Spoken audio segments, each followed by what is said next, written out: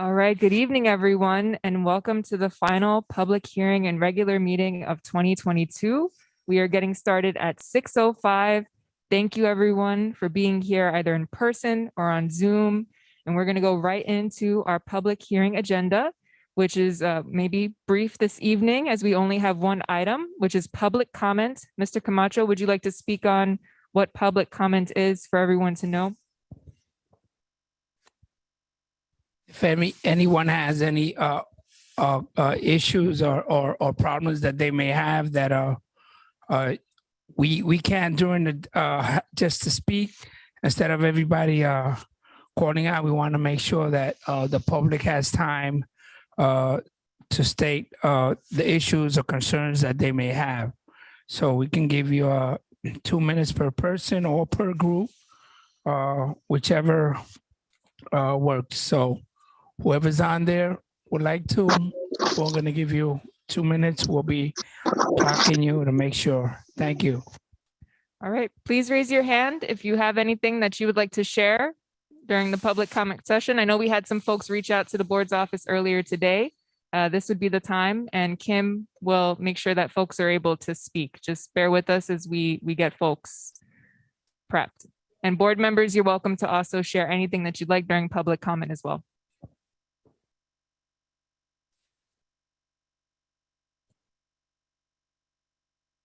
Hello. Hi, can you hear me? Yes, we can. Hi, my name is Tina Han, and I am speaking on behalf of Hot Bread Kitchen. Hot Bread Kitchen is a New York City-based nonprofit focused on creating economic opportunity for immigrant women and women of color through job skill training, food entrepreneurship programs, and ongoing support services.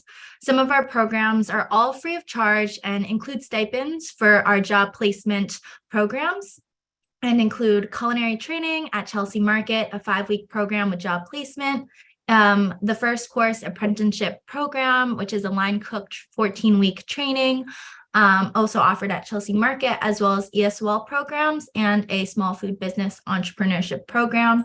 So I will access in the chat my information should anyone or members of the community be interested in learning more information. Thank you. Thank you.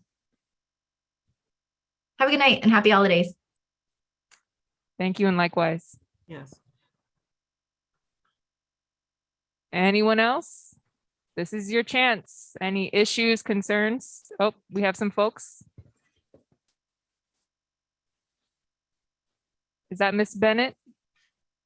Yes, I could use some clarification about public comments. Is that the same as announcements? And I think we need some clarification about that. There may be other people who want to make announcements and they're waiting till they're turned in the agenda. So I think we should have a little bit of clarification about the difference between public comments and announcements.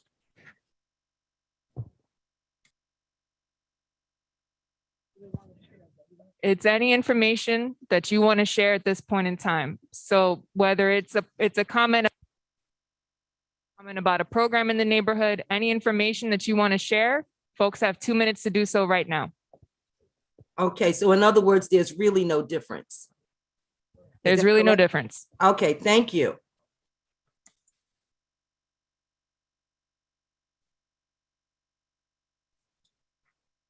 I still have my hand up, and I just saw in the email that Sharon Flood is leaving us. So Mr. Camacho will speak on that under his report. All right, then. Thank you.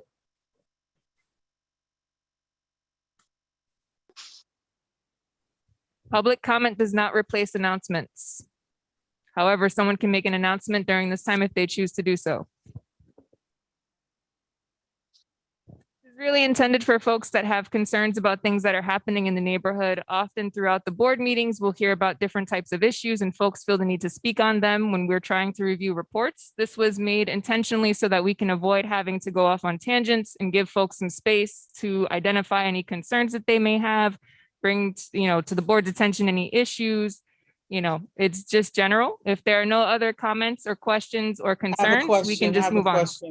I mentioned it before, and you said that there was a program.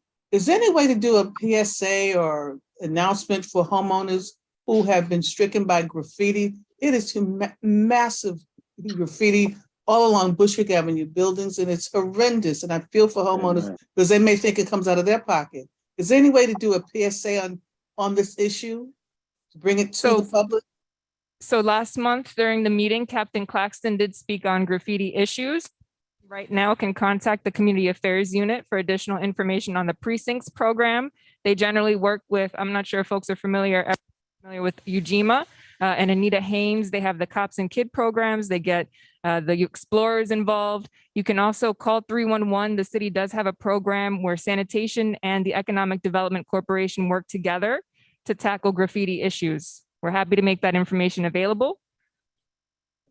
And also, some of the sectors has NCO officers, so let us know, because they normally go out with Anita Haynes, that she runs a CBO, is a not-for-profit, and she goes out all the time. You know, we paint, because I was supposed to go last month, but they went to do one on Knickerbocker, and they completed it, and 2 days later, it was worse than what they started out with, so you know, they're out there, people are doing it. So please let them call the precinct, call the community affairs office, and let them know those programs. So like that, we can go out there, take pictures and send them out there, and they can go out there and help us.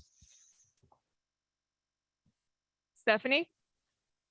Yes, thank you. I wanted to know how strict are the zoning laws? Because say on my block, I have a party place that has parties Thursdays, Fridays, Saturdays, and Sundays, and it's making everybody's life miserable. So it's a residential area, and all of a sudden this club opens. How can we rectify that sort of problem? Aren't there zoning laws that say this is a residential area? So we would need the information to be able to determine what zoning is at that specific address. If this is something that is in fact happening in a residential location, it is illegal. That would be up to the Department of Buildings and PD, the 83rd Precinct, to resolve. If it is commercial and they have a license to be there, then that's a different conversation. So, but we can follow up more offline if you contact the board's office with the details. Thank you so much. I think that's the same place we've been discussing that does the party rental on Bushwick Avenue. Oh, yeah. And it's a different place. The one No, on it is Bushwick the and same place. Madison. Mhm. Yeah, we've been discussing that one in the community board meetings. Yes, definitely. Perfect. Thank you. We'll follow up. Thank you. Asire? Hi, hello. So the one thing I wanted to bring up, which I wanted to see if there was like any more information about, is I know over the next 2 years, the J/Z train isn't supposed to be operating over the Williamsburg Bridge for several weekends due to repairs that they're doing. So just wanted to see if we had any information of like if there would be bus service that takes people across the bridge, since a lot of people who may not live near the L train on that side of Bushwick, or they may not be close to the AC trains at Broadway Junction, like what some of that weekend commute could look like, and what could that mean for any sort of traffic, if many people decide that they're going to decide to drive into the city with that obstacle in mind. Thank you. We can reach out to the MTA and ask and potentially request presentation. Thank you.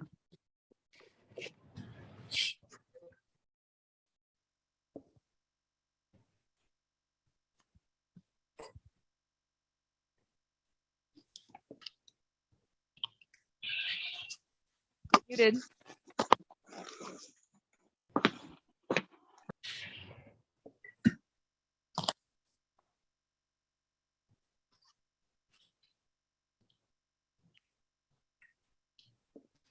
Unless Mr. Stewart has had his hand raised. Yep, I just called him. Maybe I was muted. So, but go ahead, Mr. Stewart. Thank you. Sorry, I didn't hear you. To the point of graffiti, last week, my church was broken into, vandalizing graffiti. I reached out to the city, and I still haven't heard back about a cleanup for graffiti. And you just mentioned about the 83rd precinct possibly doing something in that area. Is there any way I can get that information so it can be cleaned? So you can do two things. You can reach out to the community affairs unit at the precinct directly, or just send the board's office an email or call us with the information and we can follow up. Okay, I'll send you the information. Thank you. Next, I see Linda. Hi, good evening. I'm wondering, my question has to do with the increase in the number of smoke shops, either with signage and those without in particular, but everyone knows that they are smoke shops. Is there anything being done to regulate the proliferation of those smoke shops? And to make sure that they're selling legal and not illegal products? So there have been conversations on the borough level, and the city has taken action in certain parts of Brooklyn. To date, there have been no complaints that the board's office has received about these smoke shops. We have spoken with the mayor's community affairs unit. Any locations that are sent to our office will be referred directly to them. To date, we've only had one shop that's been referenced by a board member. If there are any other shops, please let us know as soon as possible. That way we can make sure it gets to the right agencies. Both the Department of Consumer and Worker Protection is responsible for licensing tobacco retailers, and the Cannabis Control Board is responsible for issuing licenses for cannabis retail, which as of right now, there are no licenses for cannabis retail within Bushwick. They will be coming to the board at some point. We have reached out to them to ask for how the board will be involved. We have yet to hear back, but hopefully we will have more information soon. So I would just say, if you know of any locations, we just need the address. Please send it to the board's office. Give us a call or email. Okay, thank you. Mary? Hello, I am concerned about a New York City housing complex that is on Gates and Mercy. Not Mercy, what's the name of the street here? Wilson and Gates. Now, every time it rains, the first floor apartments, I understand, flood. Now, that is like unbelievable. For so long, those buildings have been there and nothing has been done to prevent that from happening. We are now in the middle of an epidemic with these children's problems right now with the RSVP, flu, and COVID-19.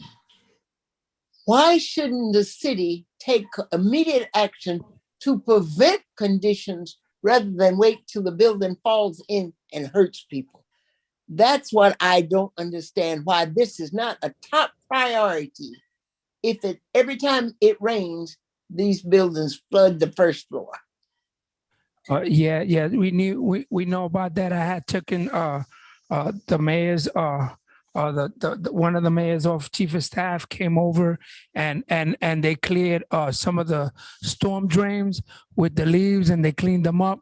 And what's going on there too is that they're supposed to be you see they're building all over and everything's going up. So now and what's going on with climate that it's raining more and harder and heavier. That I know on Wilson and Gates, there was someone had just purchased a home and their whole house flooded. I went with a Sandy nurse and I went to that location. It's right across the street from IS 299, the school.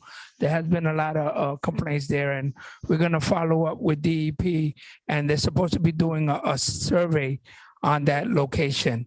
To find out what's going on. They don't know if, I know they cleaned the drains. All the storm drains were cleaned, so we're gonna have to find out what's going on. Is that's the Hope Garden, right? NYCHA building? Right, that's the Hope Garden NYCHA building. Okay, that's the one we know about it. It's been twice. The boilers went down the first time for the big hurricane, and now again with this rainstorm again. So they're trying to work on that now and find out what's going on with that now. But they have been cleaning the storm drains, and they have been taking some precaution in regards to raising the boilers up, so they don't have to continue paying, raising the boilers up, and see what's going on with some of the catch basement areas in that location. As you see, everywhere we go, it's buildings are coming up, and they're not fixing the foundation with the water flow. You might get it. Bushwick never had so many people, so now you got a lot of people, a lot of users, a lot of people feeding, a lot of big buildings, and Bushwick is getting flooded. So we got to make sure that we keep with time and do something with the infrastructure over there.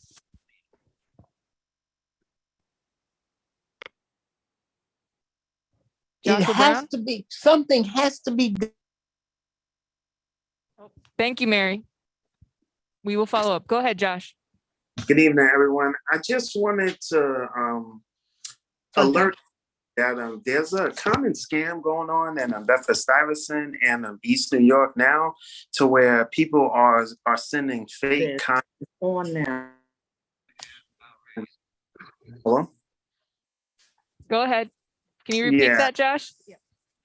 I said there's a common scam going on now, to where people are sending fake kind of text messages, and they have a fake 1-800 number also, and they're forcing our seniors and other people to Zelle money. I just wanted to alert everyone that if you receive a text from Con Edison, that's not how they reach out to you.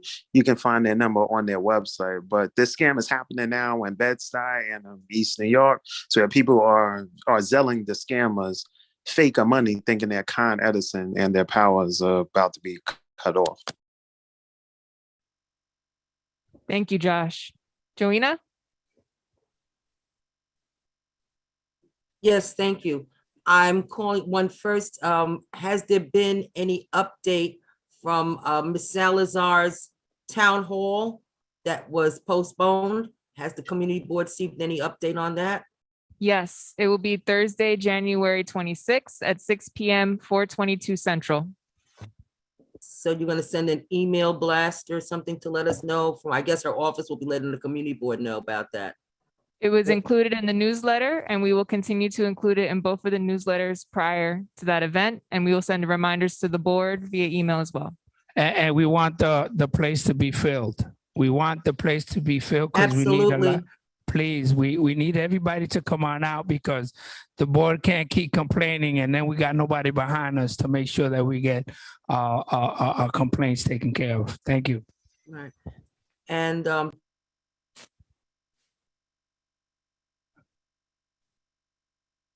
Okay, last call, public comment. Lily? Yes, good evening.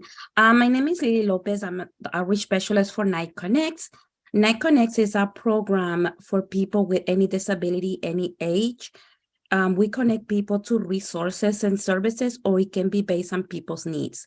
We can assist with housing applications, benefits, one-shot deals, or as I stated, it can be based on your needs.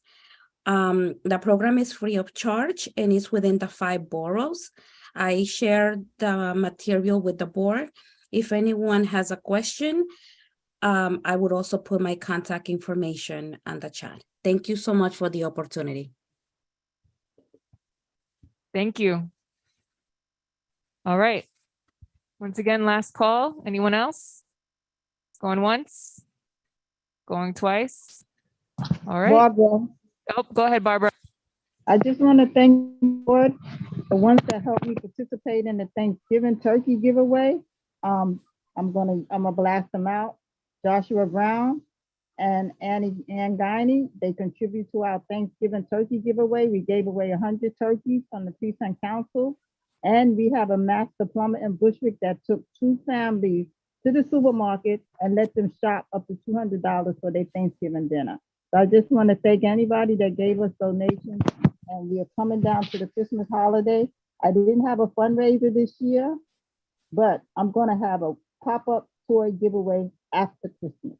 I will keep you all informed, and I'm taking donations of toys, cash, and anything else you want to give. Thank you. Bye. Thanks, Barbara. All right. Seeing no other hands, there's nothing else in the chat. We will close out the public comment session. Thank you, everyone. And that concludes the public hearing this evening. We will go right into the first roll call. Board members, please be ready.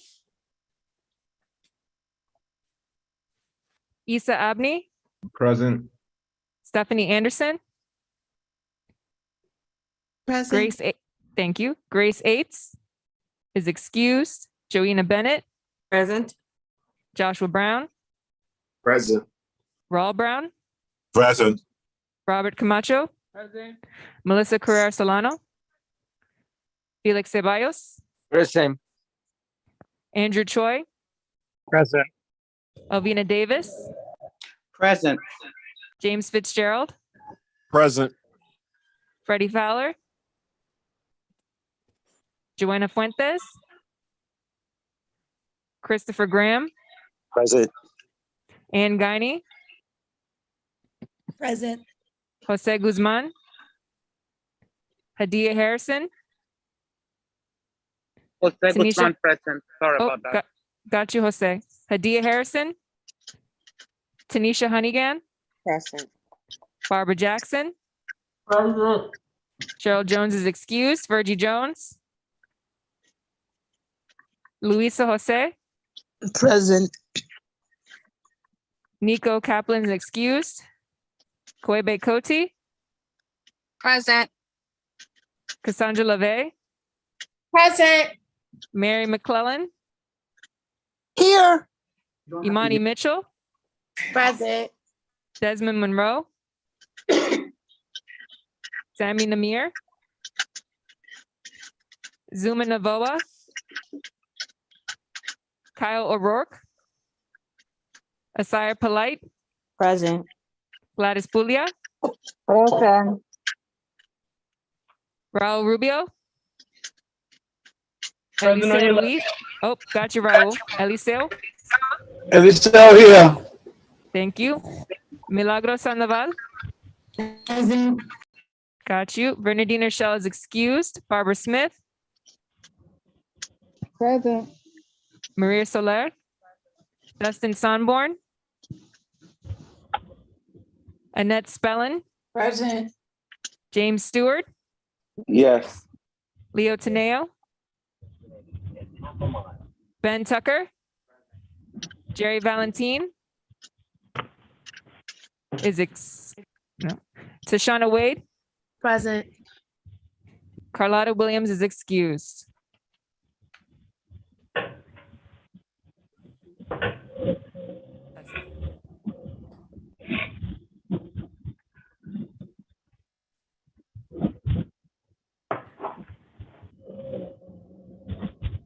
Okay, 33 board members are present. I was just told Mr. Fowler is in. For whatever reason, we can't hear him, but we will try to fix that. So thank you, everyone. 33 is a quorum.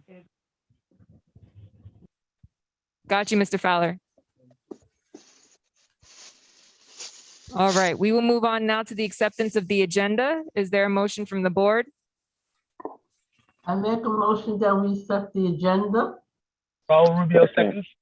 Second. Ms. Jackson made the motion. Raul seconded. All in favor? Aye. Aye. Any Aye. opposed?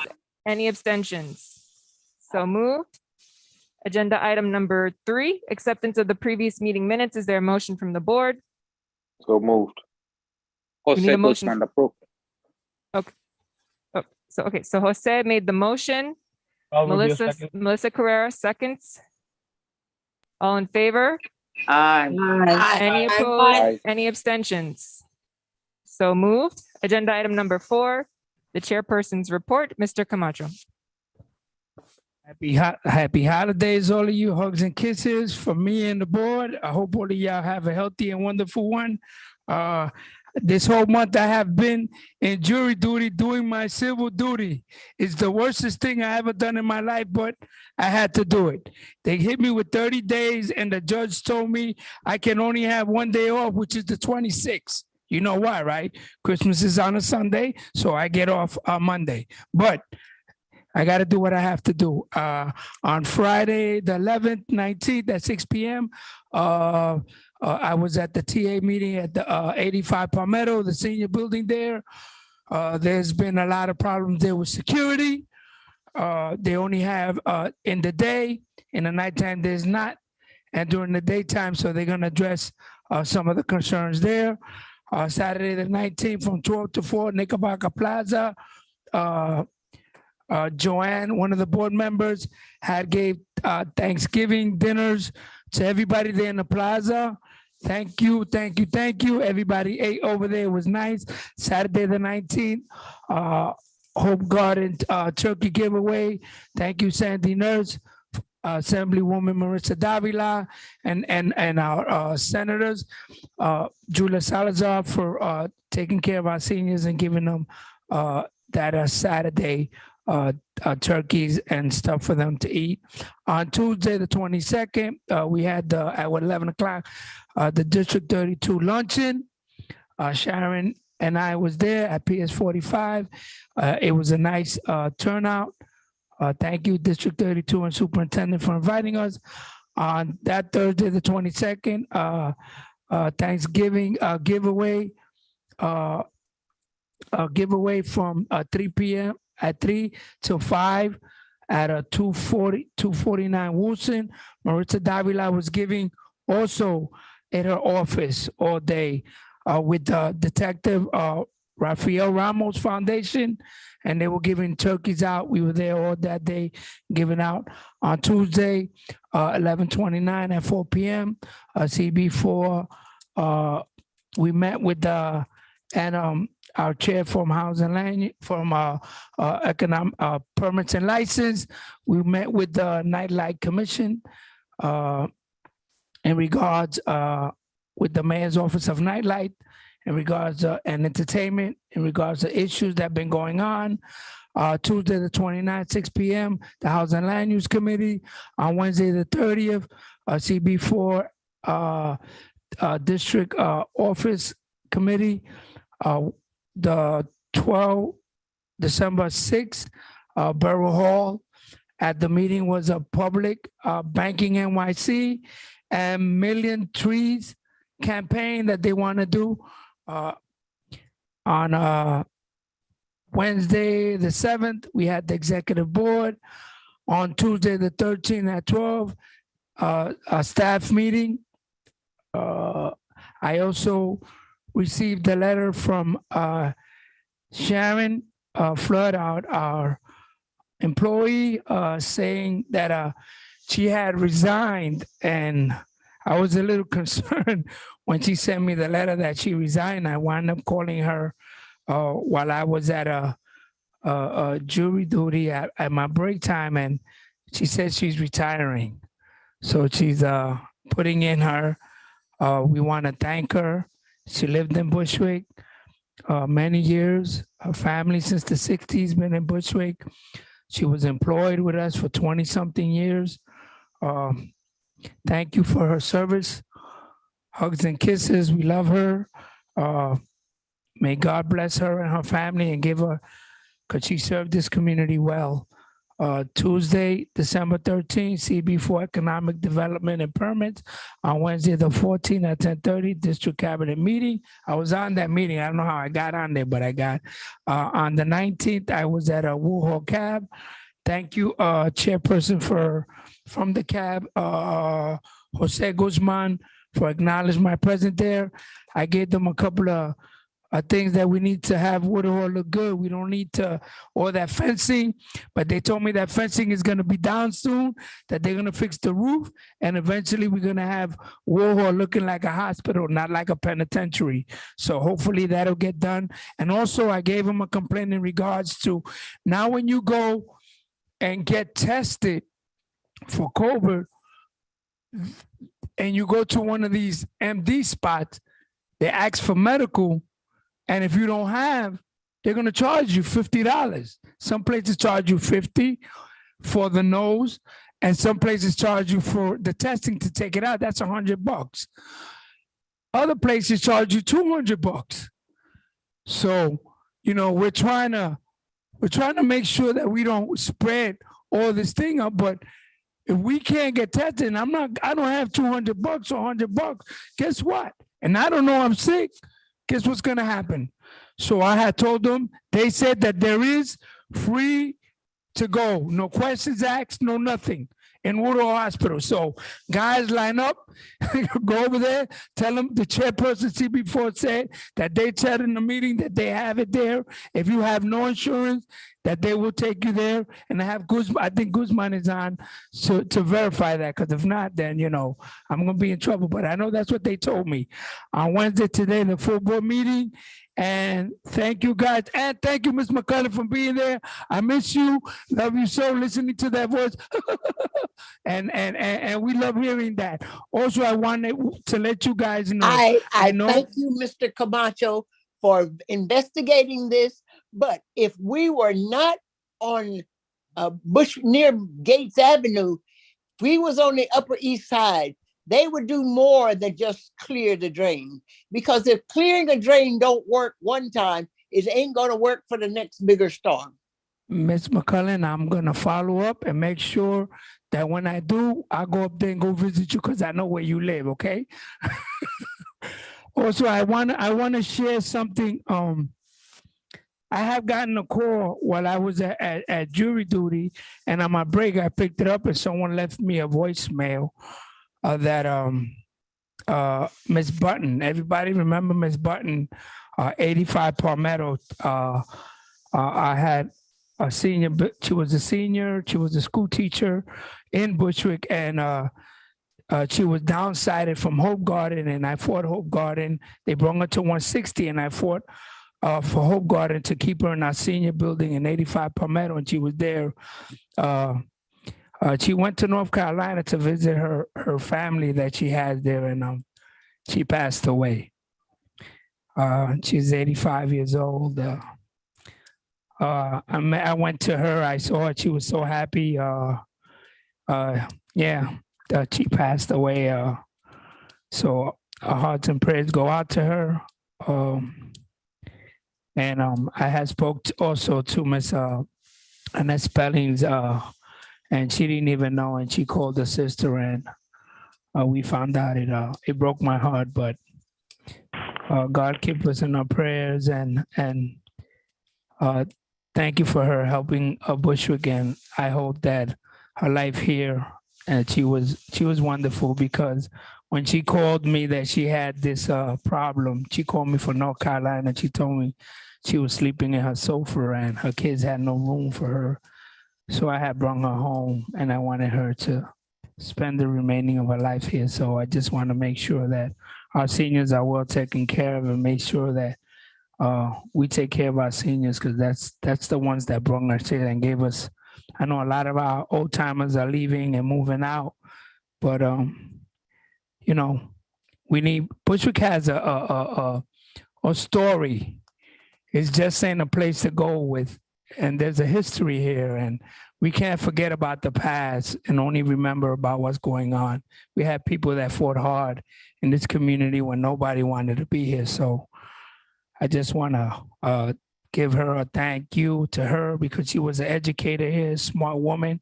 I used to sit with her and talk to her 2 or 3 times, but since COVID, I haven't gone back and seen her. So since I heard that, I was a little heartbroken, but I guess that's it.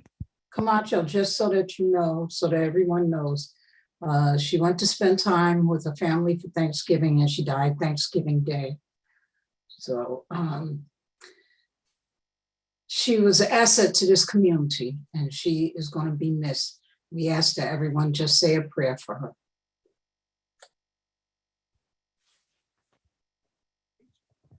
Thank you, Ms. Spellin. I see a hand raised. Jose? Thank you so much. Very sad news, and our heart is with her. I do want to thank Mr. Camacho for coming to the Woodhull Community Advisory Board, though, because there was something that a little misconception that for COVID-19 testing, everybody is welcome to go to Woodhull, regardless of their insurance. It's very important because in our community, we see those little tents in almost every sidewalk. And they will ask, like Mr. Camacho said, for insurance and cash and all of that. But please feel free to go to Woodhull, share the news, because Woodhull is still available to do testing for COVID-19. Thank you so much, Mr. Camacho, for joining us. It was a pleasure to see you there. Is it at Woodhull? This is Mary McClellan. Is Woodhull still for free? Yes, ma'am. That's the part that I object to, because it should be widespread news that you go to Woodhull and you get tested for free. Ms. McClellan, so nice to hear your voice as a fellow CAB member from Woodhull. And yes, we're gonna make sure that we broadcast widely. So nice to hear your voice, by the way. For free. If others can get it for free, why can't we? We have been taking these little nitpick reasons for umpteen years, and I am umpteen years old. We're tired of it. We gotta stand up. We gotta fight for what we want, and that is free testing. Amen. Indeed. Thank you. Joanna? Yes, regarding the free testing, that's great. Have we also learned anything about immunizations and insurance? Is there any place that's giving, have you learned about anything that's giving the free immunizations? Or is that also contingent upon insurance? The Department of Health has recommended that folks go through their primary health provider. If they do not have a primary health provider, they should be directed to a healthcare navigator. This is obviously different for different folks in the community. We can, of course, request that the Department of Health come in and provide more information to answer any questions on this. And also what I did was I called 311. They gave me a location where I can go. I went right there to Knickerbocker. They said, you have insurance? I said, no. They turned around and they gave me my shot. Wonderful. And I also right wanted there to ask at you, Knickerbocker, the MD. So, but you have, it's a walk-in. They do Saturdays and Sundays, I think at 6 o'clock. And me and my wife went there, we got our shots. I got a booster, but my wife said I got like 100 boosters. I don't know how I did that, but she looked at my card. She see all those boosters. She don't know what. I says, well, I'm boosted, so I'm very good, supercharged. and I also wanted to ask you, Mr. Camacho, regarding your report, is there anything new that you learned from the nightlife committee that you went to that it would pertain to Bushwick? Yes, our chair will speak on it when it comes to her, because I don't want to take a flame. You know, that's her job. So all right, I know no we problem. met with her, but we met with her because she wanted to meet. So she'll in her report will give us some info. Thank you. Thank you.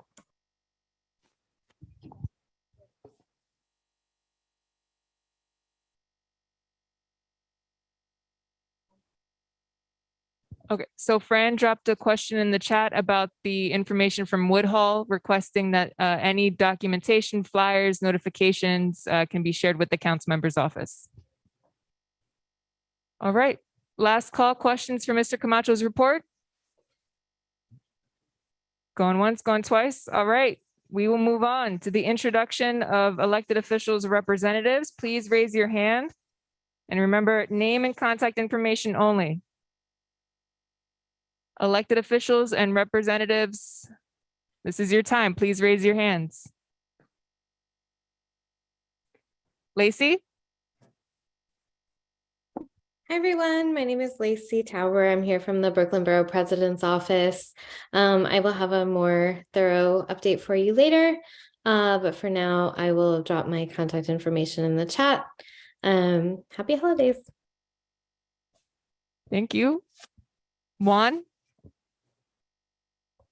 Hey everyone, Juan Mayancela here from Councilmember Jennifer Gutierrez's office. I'll drop down my information as well in the chat. Thank you. Thank you. Jonathan?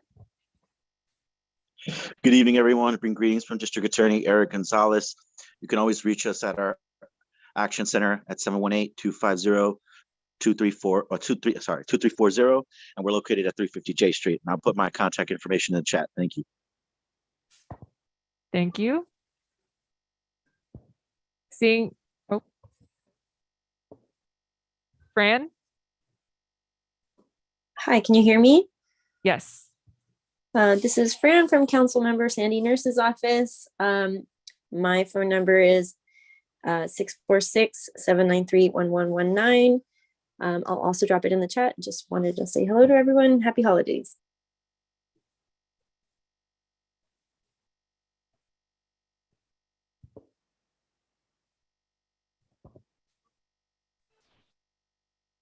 And Isabel?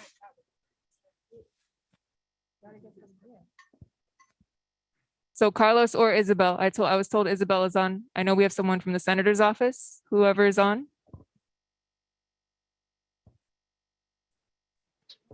Hi, everyone. Yes, it's Carlos Calzadilla from Senator Salazar's office. Happy holidays. Hope everyone's well. Our phone number is 718-573-1726. You can find us at 212 Evergreen Avenue. Thank you. All right, last call, elected officials, reps. Okay, seeing no other hands, we will move on now to the introduction of agency or community-based organization representatives. Please raise your hands. Any agency or local community-based organizations, any organizations? Going once? Going twice? Oh, we have some folks. Give us 1 sec.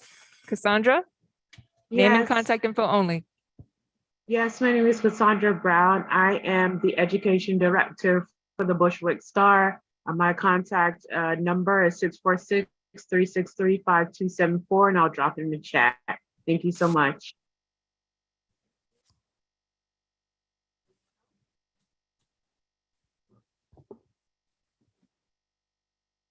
All right, we will move on now.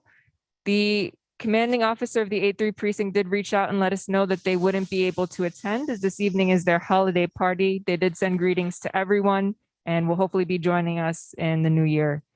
Moving on now, that will be the end of the chairperson's report. We will go on to the district manager's report. Good evening, everyone, and happy holidays. I hope you've been able to enjoy the season with friends and family so far. Just a reminder, board member applications. The deadline to apply is Tuesday, February 14th. For more information, visit the Borough President's website. Board members in need of assistance submitting the application, please feel free to contact the board's office. In reference to the Statement of Community District Needs data, we are still reviewing all of the information we received between September and October of this year. Hopefully, the beginning of next year, we'll have some reports with that data for the committees to review as they usually do. And Mr. Camacho has already mentioned Sharon's retirement. I just want to remind folks that once Sharon leaves, we will be short-staffed until further notice. We ask for your patience when reaching out to our office. And of course, as soon as we can, we will be posting a job vacancy notice. And if anyone is interested in more information, please feel free to contact the board's office. And just an overview, Mr. Camacho and I attend generally many of the same meetings. I will just summarize. For the past month, I've been having a series of conversations with folks from both the council member's office and also local historic preservation advocates about Bushwick preservation priorities. I'm excited to share that there was a meeting with the chair for the Landmarks Preservation Commission. I was listening primarily during that meeting as the advocates that were in attendance, 6 homeowners in Bushwick took the lead. They articulated recommendations that came from the Bushwick Community Plan, recommendations that came from working group discussions. They made it very clear that there is no longer a need for a Landmarks 101. Folks are past understanding what the regulations are. They are looking forward to continuing to push those priorities and have the LPC take those recommendations seriously. It was considered a success, a win. They will be having a hearing on Linden Street between Bushwick and Broadway. So please stay tuned for additional information. We also have started and continue to do our 311 community walks. This is a project that has Kim from our office Kimberly Maldonado. She is the staff lead. We've started, and I was able to go out with staff, Carlos and William from Councilmember Nurse's office. We walked along Conway, DeSales, Stewart, Aberdeen, and Bushwick Avenue. What is a 311 community walk? It is an initiative where instead of just waiting, to notice an issue, we do a holistic approach. We walk along the block. We take an assessment of what the conditions are. During this particular walk in this area, we noticed multiple vehicles without license plates. We saw some vehicles that had been broken into, vehicles both on the sidewalk and in the street. So we were able to follow up with some agencies. We also contacted the Department of Sanitation to remove bicycles that had been abandoned and were derelict. And we will continue to go throughout the community over the year. Anyone can do a 311 community walk. All it takes is some time. Take a look at your block, and we thank everyone that came out in the summer. And you'll be getting more information from Kim soon to make sure we can get every block in Bushwick covered by next July. Let's see. I was also able to attend the council members. They had a joint holiday tree lighting in Paranda. We started at Knickerbocker Plaza. Mr. Camacho was there as well. And then we danced and we caroled all the way to Maria Hernandez Park. Thank you to both council members and to everyone that joined. It was a really festive way to kick off the season. And I was also invited by one of our board members, Desmond Monroe, to participate in the HPD, Housing Preservation and Development's MWBE 10-year celebration and certificate ceremony. I thank Desmond and congratulate him on getting a certificate as an MWB affordable housing developer. It was a really nice experience, and I let the commissioner know that he will be hearing from the board very soon about Bushwick's housing priorities. And let's see. And I will leave it there for my full report. I encourage you to read it and feel free to reach out to me with any questions. Thank you and happy holidays to everyone. All right. Any questions going once, going twice? We will continue moving on to our committee reports, starting with housing and land use. Hi, everybody. It's nice to see everyone. We had our housing and land use meeting on Tuesday, November 29th. There was one primary presentation. It was Mr. Silvio Sanchez, who is the project coordinator for a project wait, let me just pull up the address, Livio Sanchez, at 743, 747 Evergreen Avenue. So that is a manufacturing site, and they're looking for a Board of Standards and Appeals hardship waiver to get it basically changed to a residential use. I will just begin by saying he was not well prepared, was not able to answer the basic questions of all of members of the committee. He presented a project that was looking to make a almost 300 unit building on this manufacturing site, and said that there was going to be between 35 to 50% AMIs, but when we asked what city program are you using, was not able to answer that. And he was not also supported by the ownership, by anyone else on the team. And so it was troubling in the sense that there was very little detail. They wanted CB4 sign off to go before the BSA to say we have the support of the community, but they were not able, and via him, to answer any basic questions.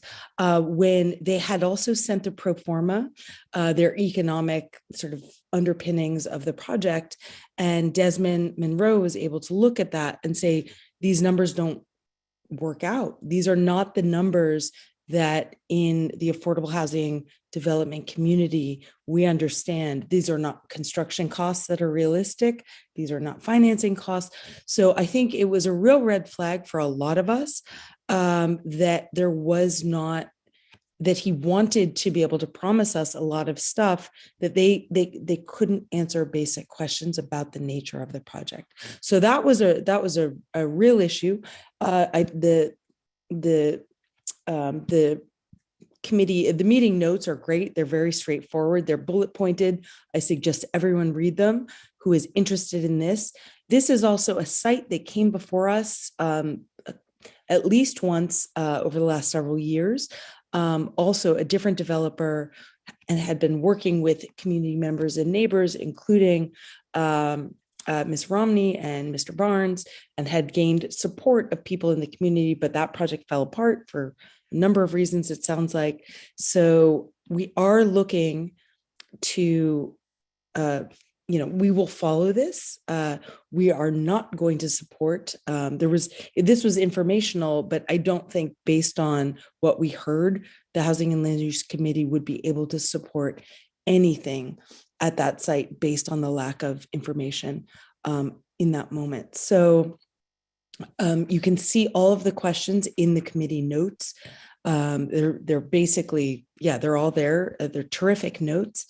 So I suggest anyone who's interested, look into it.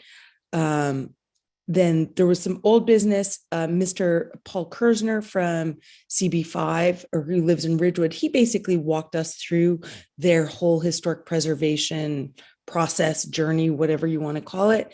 And he said that they would be able to be a resource in terms of, answering questions, helping us out, just basically giving us the benefit of their experience, which they learned the hard way just by doing it and starting to organize many, many years ago.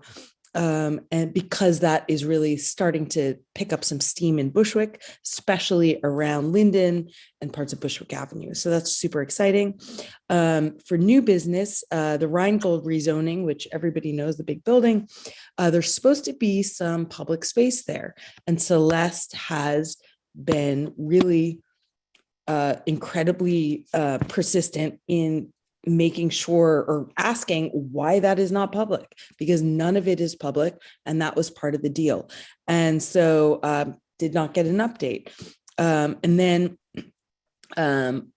we also talked, based on the lack of preparation from the presenter, we started to think about, like, all right, how can we actually deal with this in a better fashion? So that was really it. Again, the notes are terrific. Anyone who's interested, please read them. And we have to, that project, there was not enough for us to even grab onto to respond in a meaningful way. So there's a question in, or I just got a question. The Housing and Land Use Committee notes came in the email that Kimberly sent out. So they are one of the PDFs. They're not very long, and they're very complete, and definitely suggest everyone take a look if you have a few minutes. Any questions? All right.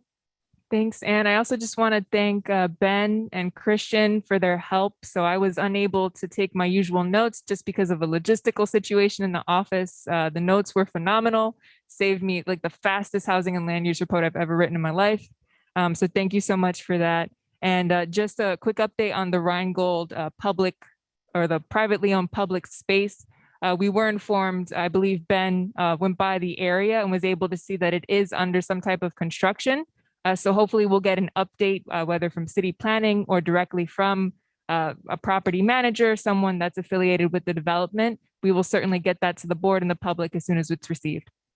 And I'd just like to briefly second that shout out to Ben and Christian, to a community member and a board member, because the presenter, it was so chaotic and unprepared that he thought it was a public meeting or in person. It was all Zoom. So Celeste, he had to have him use her phone to be able to even participate. So the whole thing was messy. Those two immediately said, absolutely, will help. The two of them took terrific notes, combined them after. Fabulous. Thank you so much to both of you. Perfect. And Joanna? Yes, thank you. And I shared an article with you and Mr. Camacho and Celeste about an article that was published saying that the 10 hottest neighborhoods to look out for. Bushwick is listed number 2 for 2023. We know what happened the last time an article was published saying what Bushwick was a hot community, one of the hottest community. We got the fallout with all of the real estate people wanting to buy your houses, all the developers and all of that. So I was wondering if you know of what has happened or the status of that cease and desist bill that was being proposed to stop these developers from harassing us. Has anything been done about that? That's a terrific question. Thank you for raising that. I know that that is something that maybe Senator Salazar's office, you guys are on. Would you be able to speak to that? Because I know that's something that was really something that you guys worked on in East New York. Hello? Maybe. Hi, or Carlos, yes. Oh, if Issa could speak to it more if she's on. I'm sorry? Oh, okay, I'm sorry, great. if Issa's on, she can speak, yeah. Isabel, are you on? Or maybe Celeste, do you know any more about it? Progress on that? So, I mean, it would be up to the Issa doesn't seem to be able to, yeah, she doesn't seem to be been able to be on, but yeah, it was a success in Cypress Hills. I do believe that we're working on Bushwick. I know we have to, work to collect signatures and testimonies within the Bushwick community. I know we're working with the community board on that, but that's definitely something we're supporting. Well, that would be terrific because I think that I mean, that's certainly something that we can talk in more detail about at the next Housing and Land Use Committee meeting. But I think if that is something we could help support that activity and get those signatures and get the word out. So let's talk further on that in future meetings. Thank you. Thank you both. And just to flag a point of clarification, to my knowledge, the period to submit comments has already closed for property owners. We ran the notice consecutively in the board's newsletters for several months this year. So happy to follow up offline and get some information for the public on what comes next. Yes, that article was for 2023. We can expect the fallout on harassment to begin again for the new year. But thank you. Thank you, Joanna. Any other questions for housing and land use? We will move on. Thanks, Ann. Economic development and permits and licenses. Good evening, everyone. It's good to be here today. I'm going to kick it off to Desmond to talk a little. Is Desmond here today? Yeah, Desmond? He's not? Okay, so never mind. I will do the full report. The Economic Development and Permits and Licenses Committee met on Tuesday, December 13th at 6 p.m. And we had a very lengthy meeting. We are working on getting our meetings down to 2 hours, but we have a lot of very committed members.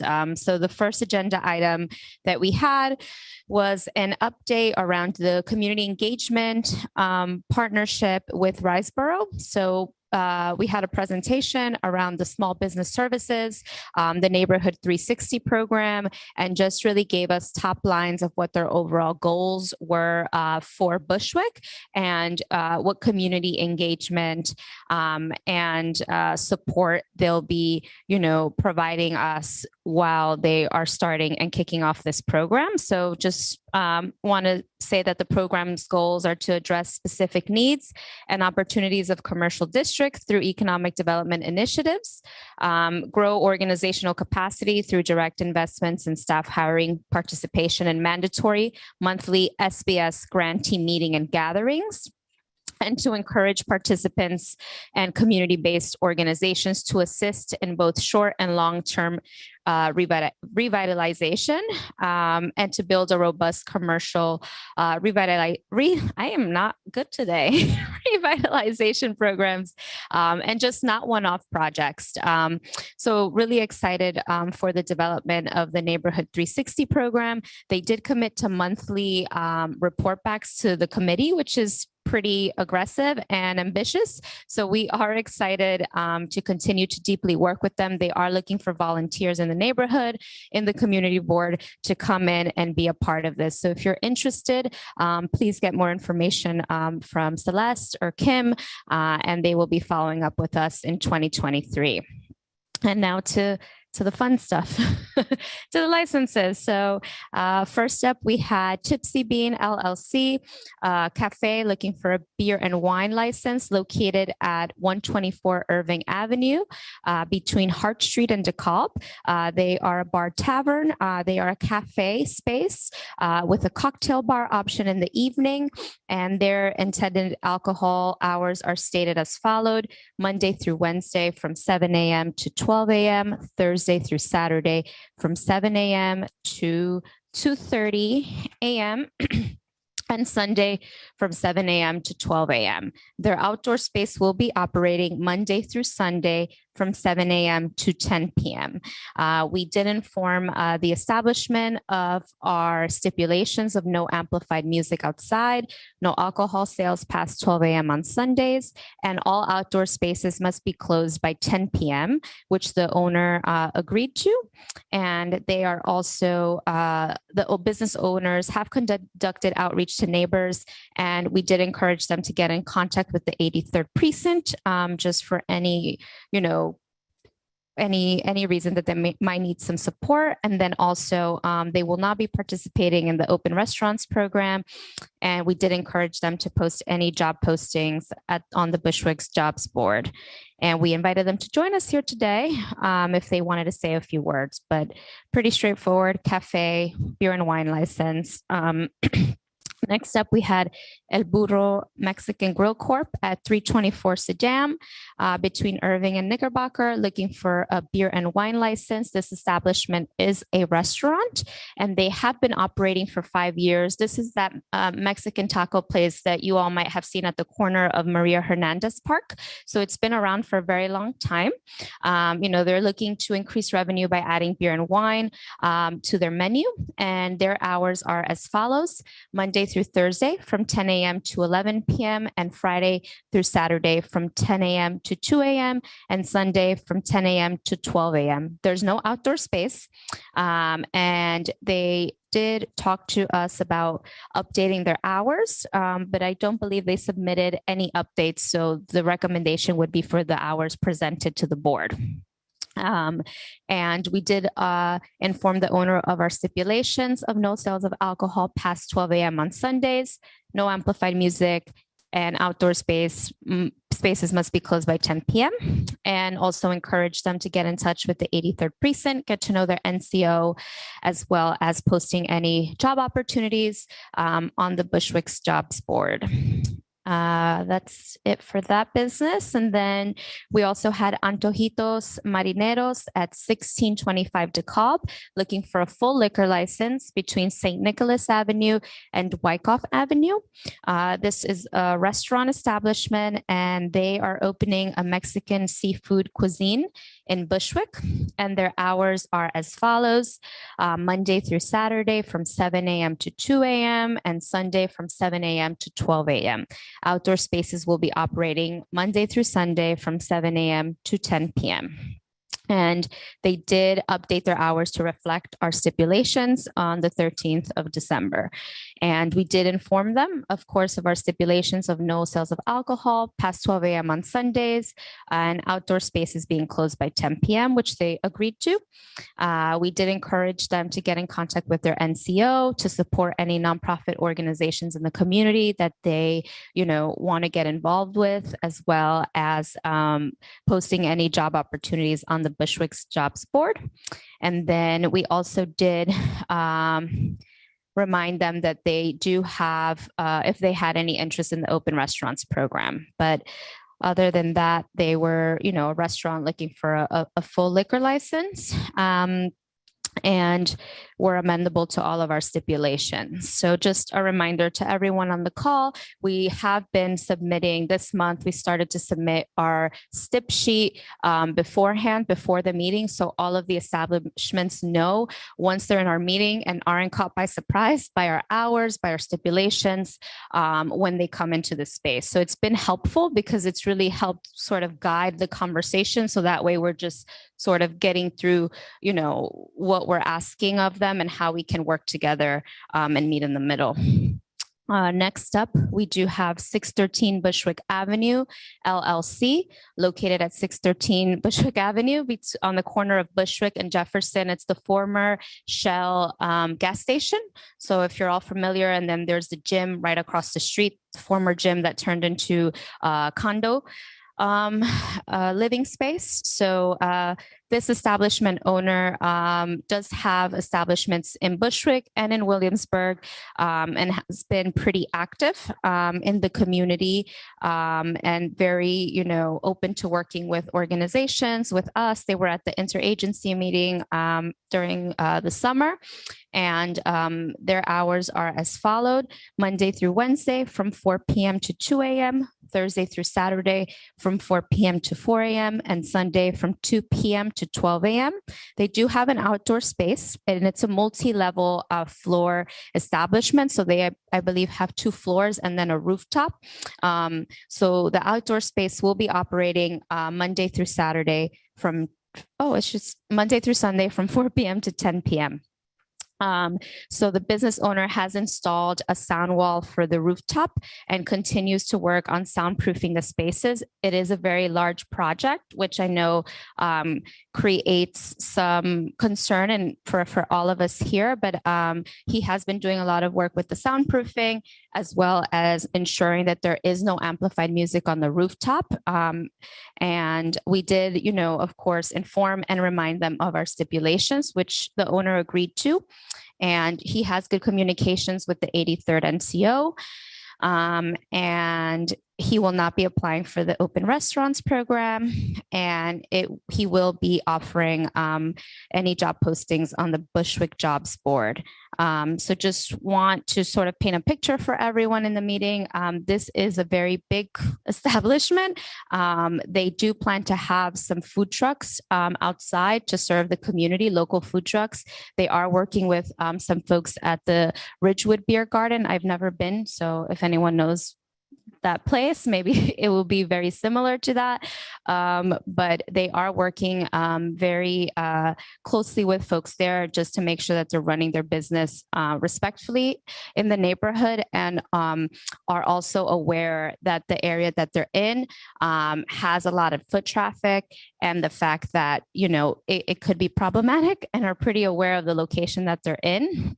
Mr. Camacho did share with me an update. I know that they're looking to put a restaurant on the rooftop, so we're just going to get some further clarity on the intentions around the operation for the rooftop. But outside of that, that is the location. And next up, we have 957 Myrtle Broadway LLC, Hotel Dantor at 1140 Myrtle Avenue. Also, many of you might know this location as Market Hotel, right on the corner of Myrtle and Broadway by the J line and the M line. It's right there. It's on top of Mr. Kiwi. I don't know if anyone knows of it, but this is a bar tavern currently being run by Market Hotel, and someone else will be taking over this establishment. He owns a bar tavern in Bedford-Stuyvesant. It's a pretty pronounced place. It's gotten a lot of good New York Times article. They do jazz nights. It's really more of an open space for BIPOC Native folks to really come in and be a cultural center to create, experiences for folks in the performing arts. So we did ask for some clarification that, currently it's under a different address, which is the one on Broadway, but they are applying with the address under 1140 Myrtle Avenue. So we just needed some clarity on the liquor license. We want to make sure that they're applying for, the establishment, the location, and, aren't trying to work their way around. And the hours are as follow, Monday through Wednesday. I only have here until 2 a.m. Do we know the start time? I can pull it. p.m. to Monday through Wednesday. And Thursday through Saturday, 6 p.m. to 4 a.m. And then Sunday, 6 p.m. to 12 a.m. Oh, so Monday and Tuesday should be closed. Okay. So this should be reflected here in the application also. Wednesday should be 6 p.m. to 2 a.m. Thursday through Saturday should be 6 p.m. to 4 a.m. and then Sunday 6 p.m. to 12 a.m. Sorry for the confusion. Mondays and Tuesdays, they are closed with the condition that the Sunday hours stay as 12 a.m. due to our stipulation, which they have updated and they sent that over to us yesterday. So we did inform them of no amplified music, no alcohol sales past 12 a.m. on Sundays, no outdoor spaces open after 10 p.m., which they agreed to. We did encourage them to reach out to the 83rd precinct, get to know their NCOs. They did share with us that they do have a good relationship in their establishment in Bed-Stuy with the 81st, but we told them this is Bushwick. You need to get to know the folks here, especially in the location that they're in. And we also did express any opportunity for any jobs to post them on the Bushwick's jobs board and to attend our meeting if they wanted to just say a little bit more about the business. So that is 1140 Myrtle Avenue. And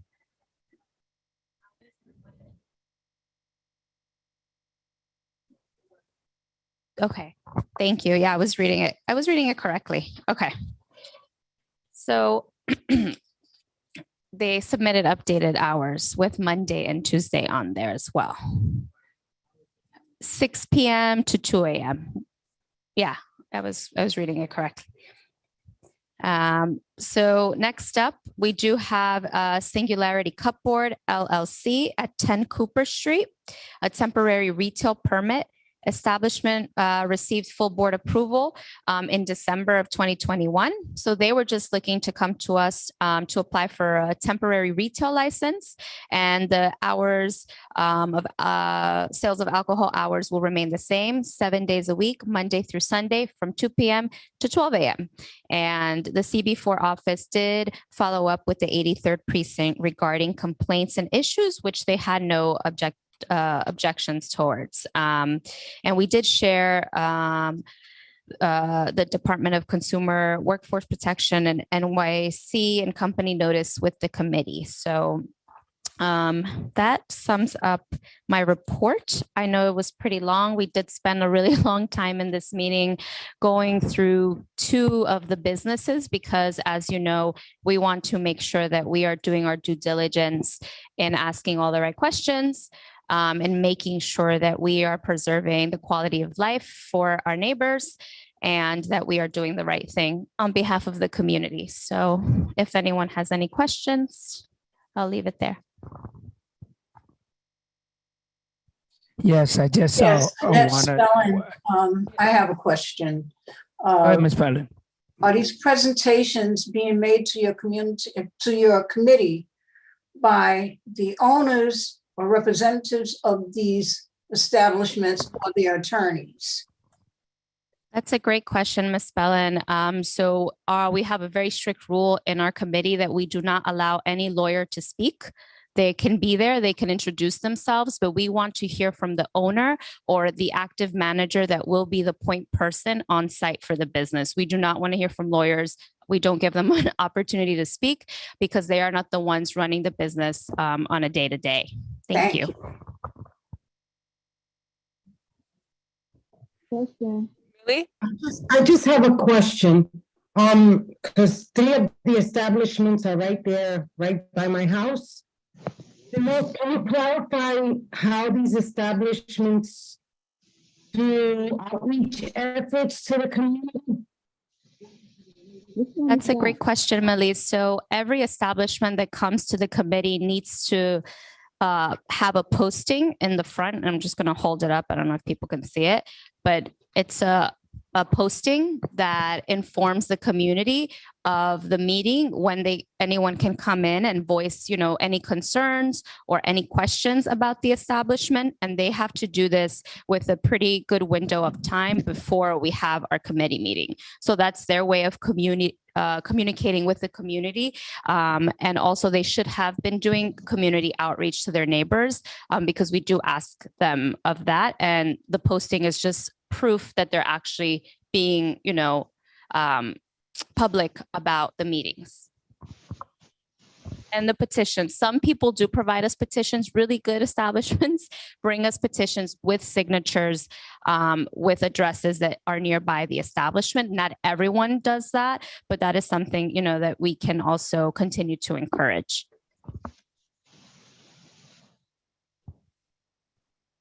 Okay, I just want to, because we get a lot of complaints and I get a lot of calls. I just want to let all the board members know that we will be doing a ad hoc committee and making sure we know we're advisories. I understand that SLA is going to do what SLA is going to do, but the board's office gets the complaint. And SLA is not there when we get the complaints, and PD comes to us and we don't get the complaint. So we want to make sure that the community can sleep. Some of these places has residential spots on top of it. The noise is horrendous. I get calls. I'm going to see if I can do something just for you guys can hear.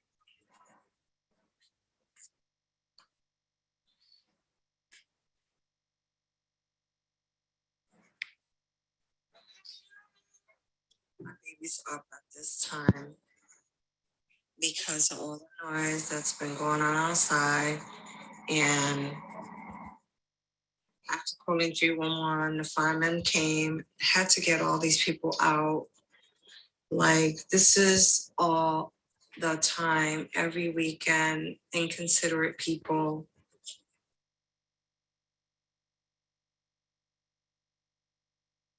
I have to get up to go to work at a certain time, sometimes 3 o'clock in the morning, and I haven't slept the whole night. This is what goes on Willoughby with these clubs across the street that are supposed to be closed at a certain time, and they're open at all times in the night. I don't know what's going to happen because all the residents are fed up with everyone's noises. Like, we cannot sleep. This is so inconsiderate of these people. That's what I get. I don't only get that. I get this at 4 o'clock in the morning.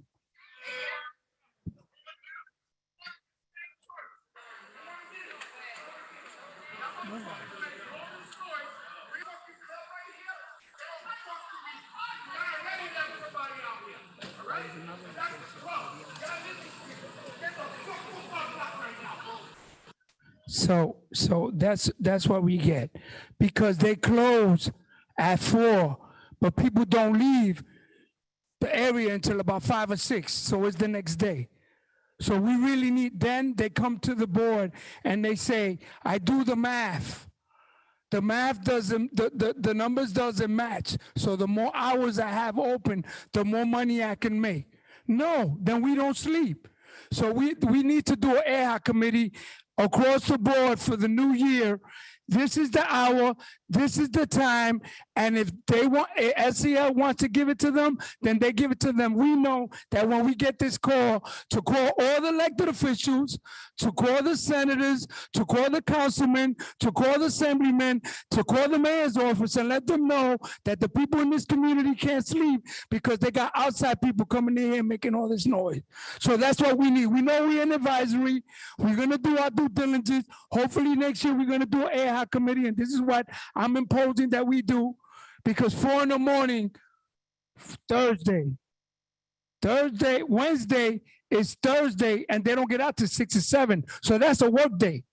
Friday is Saturday the next day. Then Sunday, they only don't sell alcohol till 12, but they can hang out till 4. You get it? So now Monday is 4 in the morning and it's Monday and we got to go to bed because it's 4 in the morning. They stop selling alcohol, but the people still, and what they say is that we're not responsible when the people leave this place. Yes, they are. Yes, they are.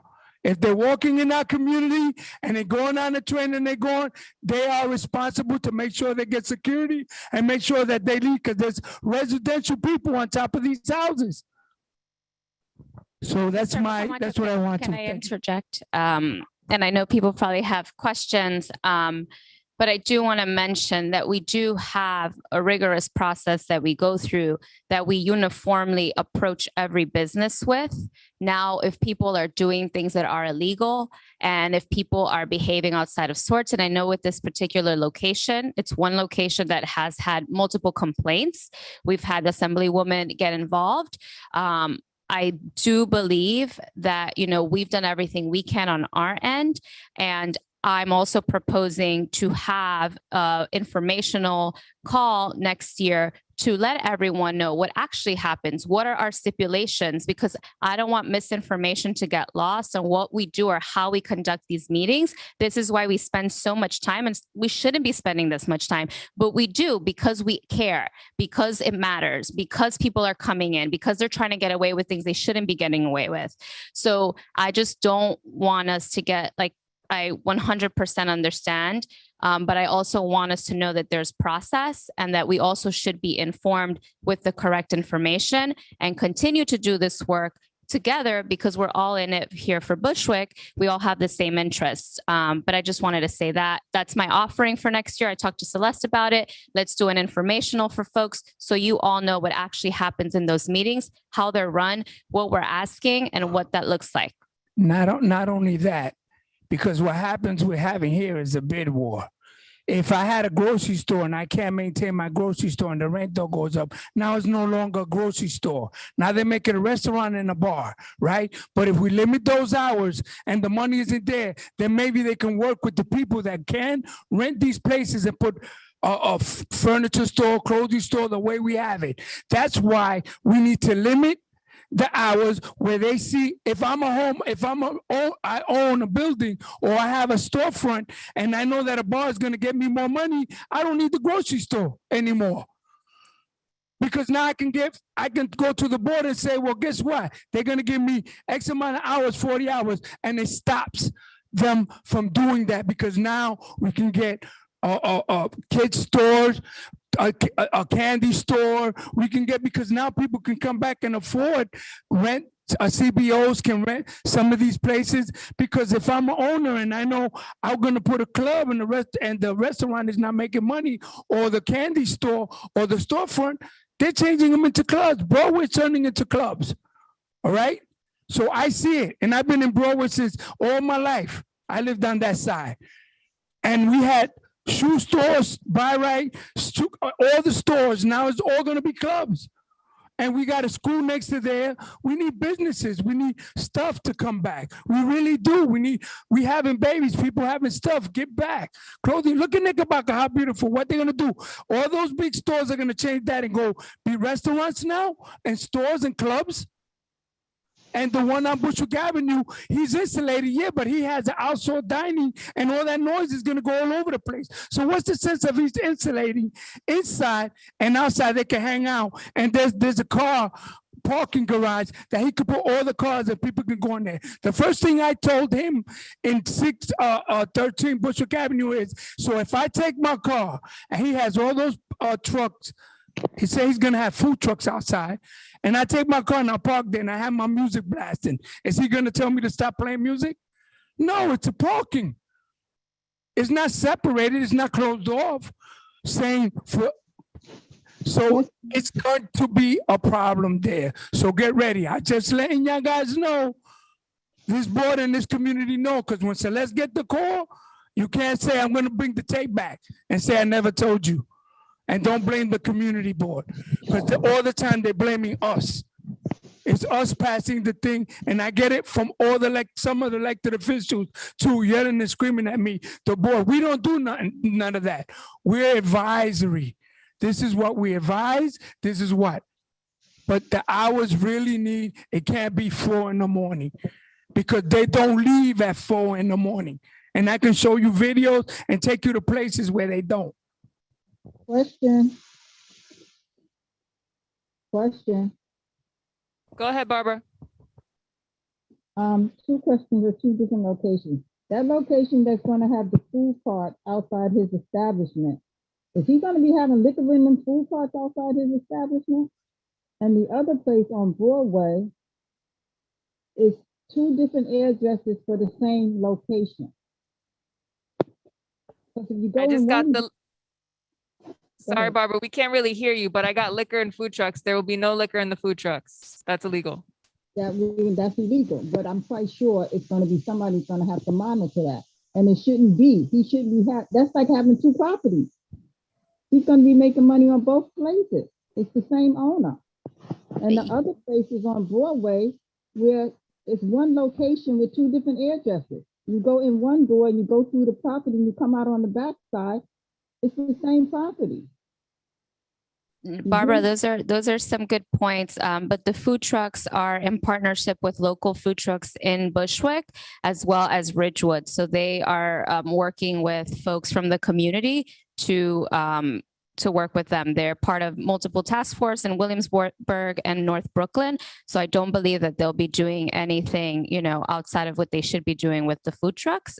And in regards to the 1140 Myrtle Avenue, we are aware of the two separate entrances, and we are doing some more digging and finding out some more information, because it has been an operating business as the Market Hotel for decades now. It's been there. It's operated as a club. It's been there forever. It's not a new space. They're just changing ownership, and we just want to get to the bottom of not having two licenses, God forbid, in the same area. And that's the problem. When one owner has something like that, you got to put stipulations in there. If it's a new owner coming in, you put a period at the end of that sentence. He has nothing else to do with the new owner, and the new owner has nothing else to do with the old owner. We did. We mentioned that in the meeting. We did. We make sure to do that. All right, we have a few folks. Sorry, go ahead, Barb. Did you have something else, Barbara? We have a few other folks. All right. So I see Joanna, then Stephanie, Tashana, and then Alvina. Yes, thank you. This might not be for Ms. Carrera, but perhaps Mr. Camacho, 1040 Myrtle Avenue. We know that was a notorious drug corner. We're in the K2. We talked about that. Has that intersection been cleaned up? Are there still same activities of drug going on over there?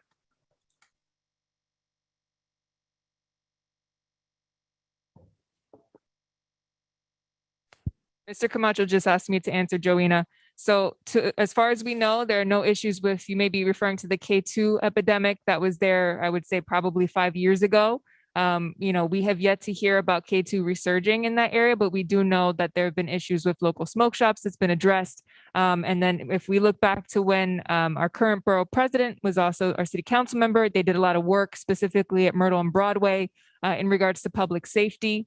And one other thing that folks may know, the START Treatment Center is only a short walk from Myrtle Broadway. So there may be folks, but again, just want to reemphasize, there's already an establishment, a venue that has been there for probably more than 10 years. The Market Hotel has been there for at least like 5 to 7. And so this is another location that will be taking over where there's already a pre-existing liquor license.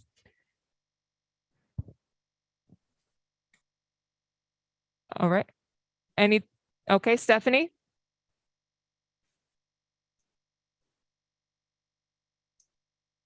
You're muted. Okay, can you hear me now? Yes. Okay, thank you. I wanted to know what happens when the restaurant or club doesn't heed to the stipulations and reneges on the promises that it made to Sandy Nurse's office, the community board, the community in general. Like say, the 4 a.m. stipulation, or the time stipulation, or loud music, or whatever the case may be. What happens? Is there any repercussions?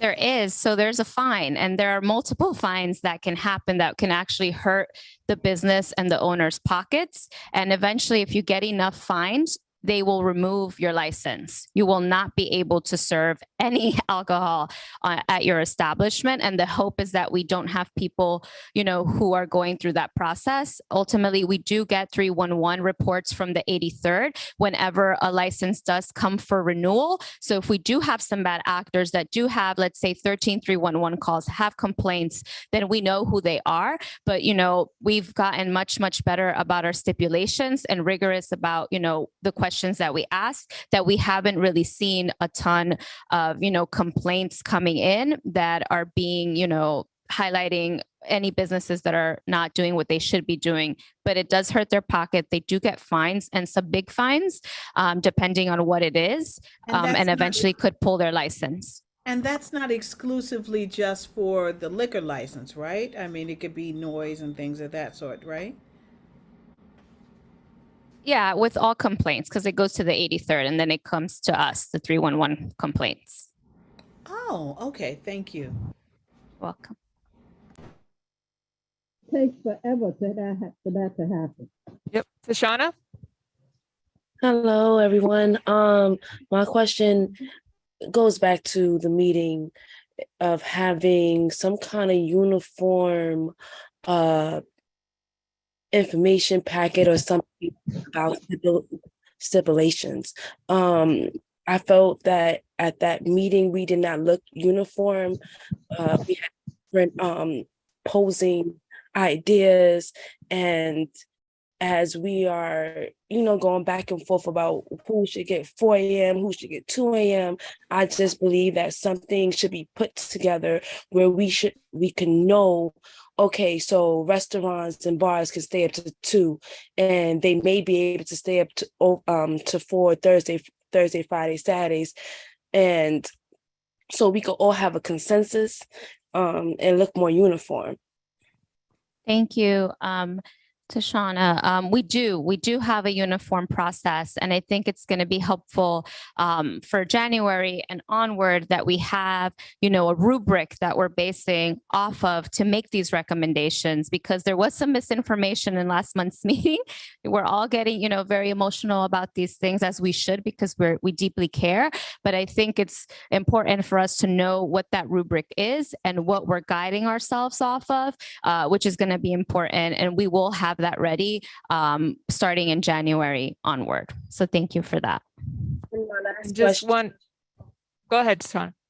And my last question will be, so I know that there's a lot of differences about bars and clubs coming into the area, but I feel also that there is like a generational situation, because even though the people that's here represent some part of the community, there's still a lot of people that do not come to our community boards to raise these concerns. So I feel like we should try to find a way to outreach and get polls about how we really feel about bars and restaurants and so on and so forth are coming into the neighborhood, so we can have a better consensus of what's going on. Sorry, I have COVID, so my voice is kind of, I'm just trying to be in there. First, feel better. We hope you feel better soon. And then just one point of clarification from earlier, this is for everyone to be aware of, whenever there's a committee or a committee meeting, right, we're going to be sending information to that committee from the office. So Kim will send the materials for the permits and licenses economic development committee. If any committee member walk through of what that information looks like, please reach out to us.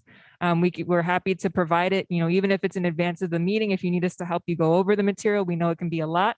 And also, if you need any hard copies, right now we use a shared Google Drive. We know that for some it's easy to access, for others it may not be so easy. We're happy to print hard copies upon request. And Kim just dropped the stip sheet into the chat. All right. Ms. Davis, Reverend Davis is next. Good evening, everyone. My concern is the market on Broadway and Myrtle. There's a church right next to it, which was established in 1980. So it's been there long before they moved in. They've caused a lot of problems for that church in that they will have long lines and they will block up the entrance of the church when the church was having services. Well, since COVID, we haven't had any services there, but 2023, we're planning on going back to our evening services. And we had to call 83rd Precinct several times just to get entrance into our church. And if you're getting a new owner, I see that same problem, because we had worked it out that they would stay on the Myrtle Avenue side. But if you have a new owner, I have no idea what they're planning on doing, but it was be very inconvenient for the church, especially when we had seniors trying to get into the church and they had to turn around, literally push past these people because they wouldn't even move. So that is a concern that I want to bring up, especially not only that church, but any church that's near an establishment, because they don't have that. They're not interested in the church. They're just interested in what they want to do. So I hope that is taken in consideration. Thank you. Thank you, Ms. Davis. Yes, I think that that is really a really important point. And I think if it would be helpful, we can share the owner's contact information with you. I don't know, Celeste, can we do that? So yeah, so you can connect with them as well with the church, because I think it's important if they haven't already done the outreach and had a conversation about what's happening, that they should be doing that. So thank you for bringing that up and raising that for us. Thank you. And just one other suggestion that I have would be to stip this. There is the 200-foot rule, and I will just read this briefly. The alcohol beverage control law prohibits certain licenses from being issued if the location of the establishment is on the same street and within 200 feet of a building that is used exclusively as a school, church, synagogue, or other place of worship. That should be reflected in any recommendation that the board gives. And the applicant should also be notified that any activity, if they plan to have this establishment operational, should be on the Myrtle Avenue side, and it should be stipulated as well. Thank you, Celeste. Thank you. Any other questions or comments? Oh, go ahead, Ann. And go for it. Sorry, just briefly. Yeah, it sounds like that, Ms. Davis, obviously it sounds like that it has been a real problem. Mr. Camacho in the committee meeting said that place has been also a club venue since the 70s too. So this has been going on. It sounds like, back and forth, but I think that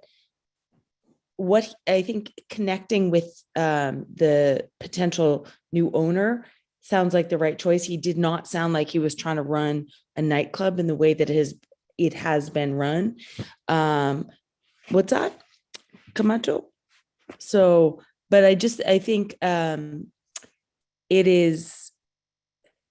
I think one of the things that we struggled with in the committee meeting is something that Tashana raised, which is basically, are we applying the same rules across the board? And I think that was something that we really struggled with different of these venues and these, and trying to figure out how do we be fair across the board. So it sounds like if the change in entrance is going to be a problem, then that has to be something that would be a stipulation. Great. Thank you, Ann. I do just want to add before we move on from the report, the new business, which was what Mr. Camacho spoke to earlier. Celeste, myself, and Mr. Camacho met with the Office of Nightlife, just, coming out of our interagency meeting with everyone and majority of the business owners on Wyckoff and Star Troutman, kind of that very congested area. So we had a lot of, great ideas, but, we are exploring convening a mini task force and just regarding the quality of life improvement plan. That is something that the Office of Nightlife has done in the past. We will be, convening this in 2023. So if anyone is interested, please reach out to the board. Celeste, myself, and Mr. Camacho, really want to do some good work around this to really help support. Also, it's not just bars and clubs, because we also have mom and pop shops, right? We do have businesses that are coming to the board looking for liquor licenses because they want to stay in Bushwick, right? Because they see that, other people are having the opportunity to sell alcohol or these fancy cocktails, and they don't have that additional resource. So I don't want us to just paint a picture that it is just, bars and clubs. We actually, have mom and pop shops that come in that are looking, for added revenue and that are not clubs and cocktail bars. So just, want to leave you all with that. Thank you so much. And that's it. That's all I got. I just want to give a time check. It is 7:45.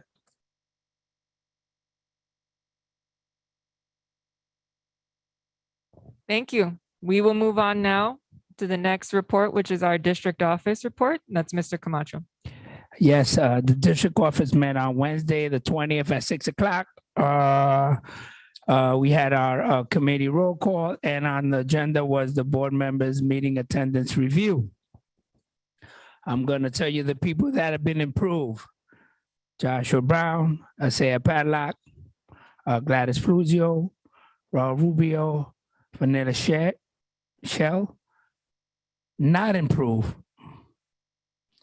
Andrew Shao resigned from the committee after informing the office that the notice went to spam folder, confirmed interest in remaining on the board, and was present at the recent meeting. Mr. Fowler indicated he expressed issue calling in to the meeting and confirmed interest in remaining on the board. Jose Guzman, Cheryl Jones, Quebe indicated she moved out of state. Although she still works in Bushwick, Borough Hall was notified. Sammy Namira, Leo,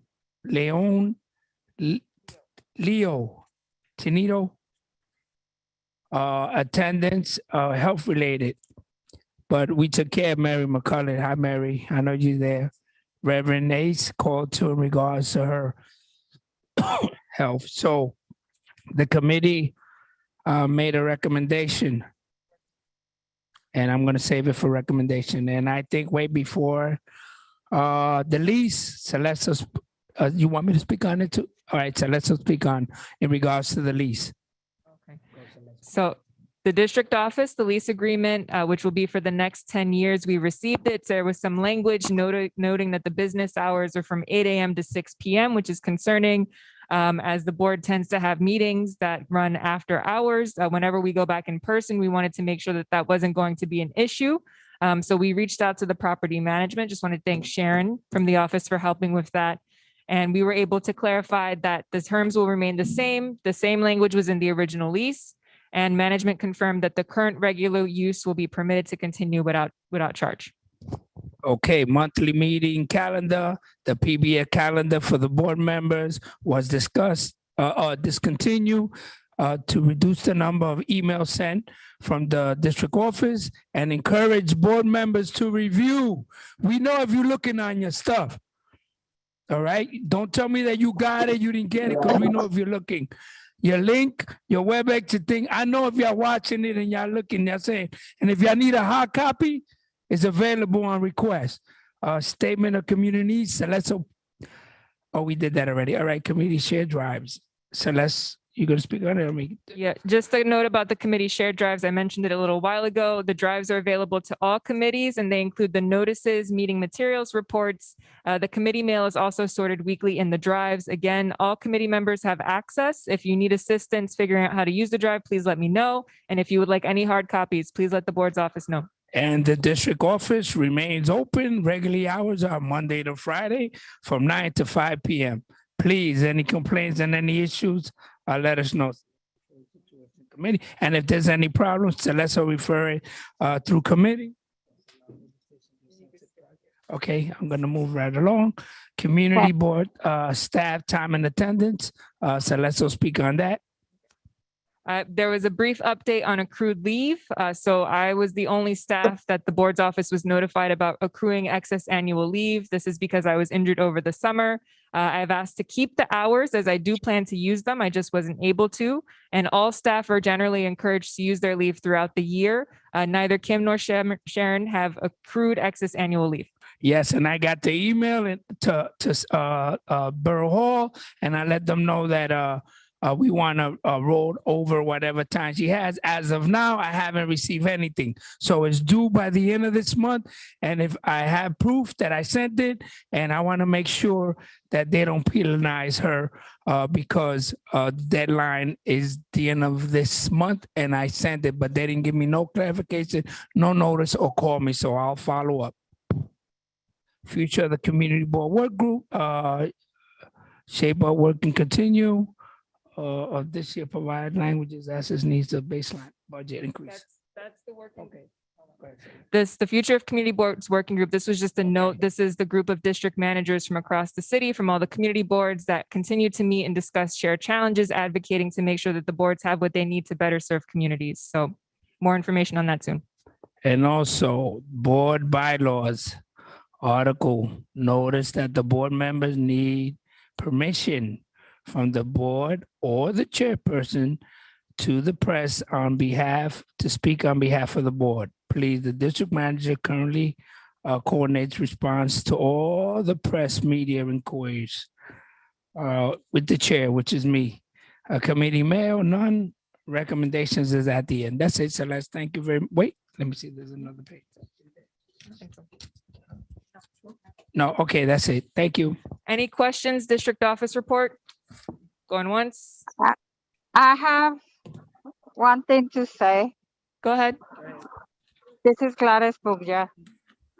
I know I've not been very regular in my meetings because I've been having a hard situation with family plus my apartment and having some deaths in my family, in my country.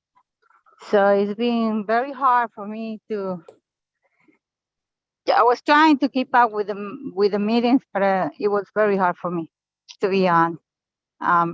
Very sorry, and then I'll try this next year to keep up and try to come back to what I used to be doing. So, thank you, and I hope we keep it up with this work to keep up Bushwick safe and livable for everybody, so they could live here. They don't have to be taking out of their homes to be renting apartments for higher rents. So that's what I'm trying to fight. I'm working on it, trying to save my apartment. So it's a long fight, but I have to keep going. I've been living here for so many years and more than 20 years, and I don't want to lose my apartment. Thank you, and hope to keep I up know with you that, guys. Gladys. I love you. If we can help you in any way, you want to call in the side, we can talk and we can see what we can do. Because I know for a fact that, and whoever's on here, some of the elected officials and some of the people that are there, I'm constantly hearing things like this. And it's kind of disheartening, and it breaks my heart that people that live in this community for so long and want to continue to stay here, that just because of the mighty dollar that they don't have in their pocket, but yet they give service and give back to this community, that they get pushed away and disenfranchised. That's kind of disheartening. And you take away from the people that made Bushwick what it is, when nobody wanted to be there.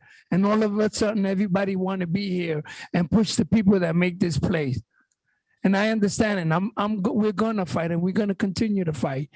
And I'm here with you, and if you need anything, we could, because I know there's CBOs here that have empty apartments there, that they're waiting for people on the list to get more money, and why not give it to the person that's been here, that knows the community, helps out, and gives out. So I know what's going on, and I hear it. And it's fine. It's kind of crazy that I know these elected officials must hear it all the time too.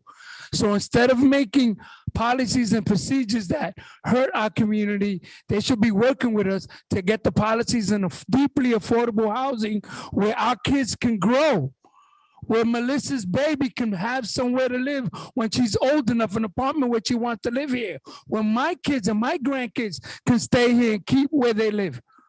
I know that, and it's disheartening to see this and to hear from people like this. But it's nothing personal. I'm just doing my job. If the borough president wants to do what they want to do, we're just making sure. And I attacked them myself on the board meeting because they had no quorum in the board meeting, borough boards. And they couldn't push the agenda forward because they had no quorum, but yet they're holding us to the same standards. Picture that. Exactly. So if they have elected officials that's supposed to be on the borough boards, and I mentioned that, and I told them that they should be leading by example. Because if we got to scrutinize our employees, our volunteers in regards to their time and attendance, and they don't have a quorum borough board, then it should be embarrassing. So they need to get their act together and get their purse together on the borough boards, because I go to every meeting on the borough boards. I go to every meeting here and every board meeting here because I can. I want to hear my people help my people. So I understand, and I'm here for you, and we all need to look out for each other. You are so right, Mr. Camacho, because when it's time for election, you see all the elected officials with boots on the ground, all over your house, mail in your box, knocking on your door. As soon as they get in position, you can't find them when our people need help. But they got to understand the power of the pen. The pen color is black and blue. When people start using it, when it comes to election time, they'll see what's going on in Bushwick. Because it's disgusting that people like Gladys and other people that's been here cannot live here. And none of the elected officials want to acknowledge it, but they laugh in your face when it's time for voting. And from now on, New Year 23, uneven number, uneven voting. That's what's going to happen. We need to hold these elected officials accountable, really. We really need to make sure that the people that are suffering and the people that made here, to make sure that they can stay here. It's kind of disheartening that I see that going on in Bushwick. This is not the first time. There has been 3 to 4 people.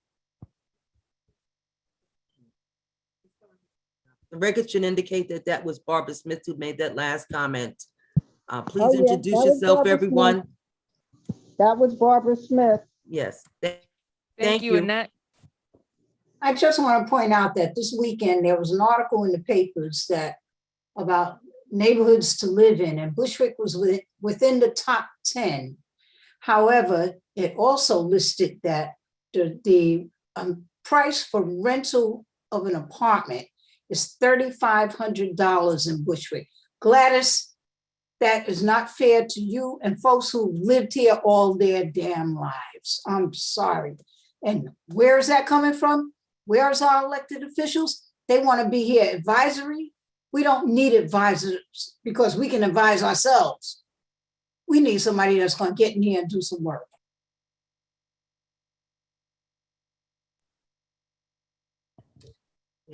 Thank you, Ms. Spellin. If there are no other comments, we will move on now with the agenda. On to recommendations. We have recommendations for 2 committees this evening. Before we start with Economic Development and Permits and Licenses, we have the Parks and Recreation Committee. Mr. Camacho.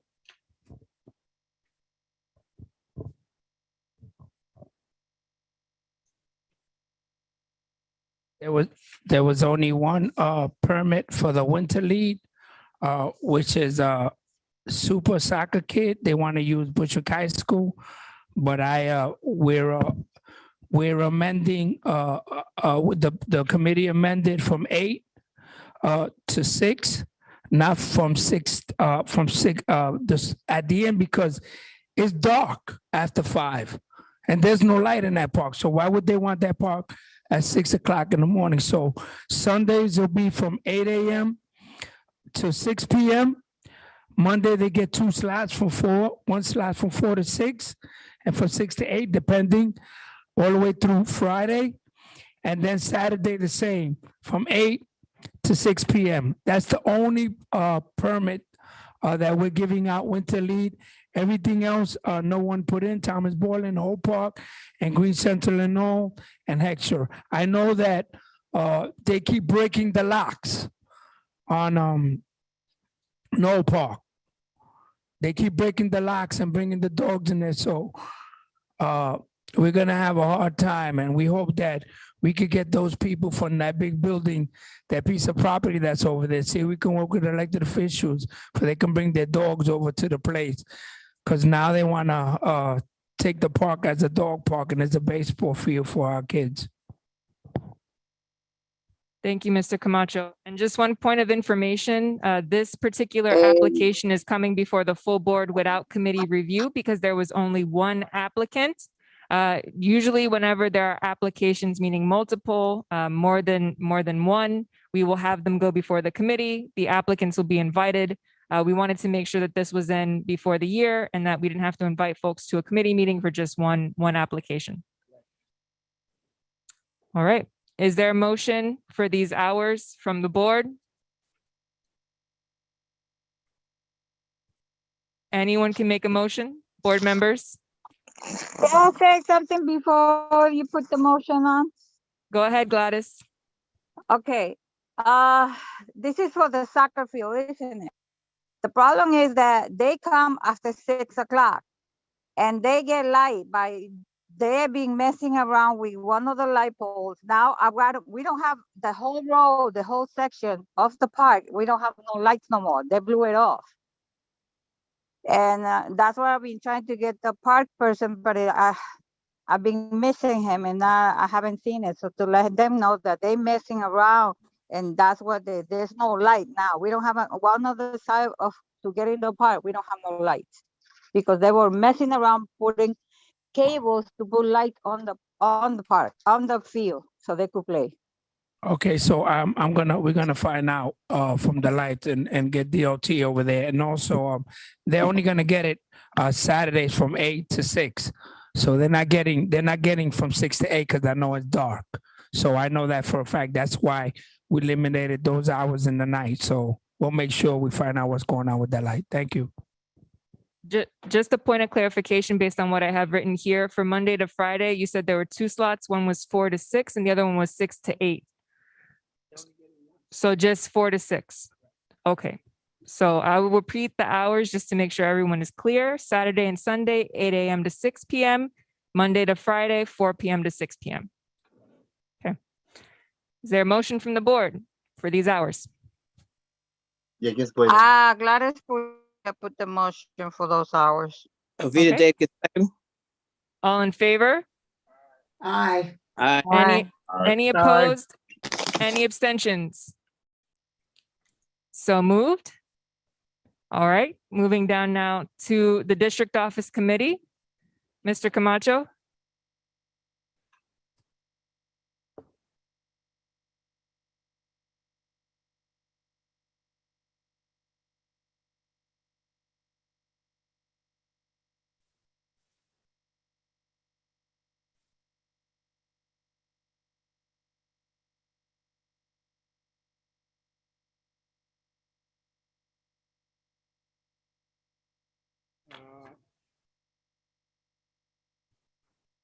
Jose Guzman, Shalina Jones, Cherry Jones, Cheryl Jones, Sammy Namir,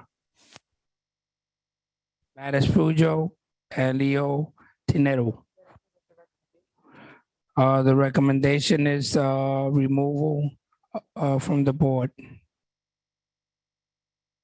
Recommendation. Any questions? Any motions? I have a question. My question is, did we say that we reached out to these individuals and there was no response, or did we reach out and they had a specific response? As per the board's bylaws, all board members that are absent 3 unexcused absences or 6 excused absences will receive a certified letter via mail. We also sent these letters via email. The only board members that responded to us are the board members that Mr. Camacho indicated in his report under district office. Thank you.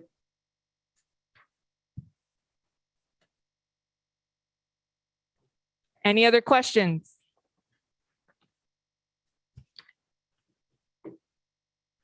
We need a motion on this recommendation. James Stewart makes the motion. Mr. Stewart made a motion. Is there a second? And that's Spelling seconds. All in favor? Aye. Aye. Any opposed? Any abstentions? Choi abstains. Raul Rubio abstains. Messiah Polite abstains. And Gagne abstains. Cassandra Levin abstains. Esqueda Coty abstains.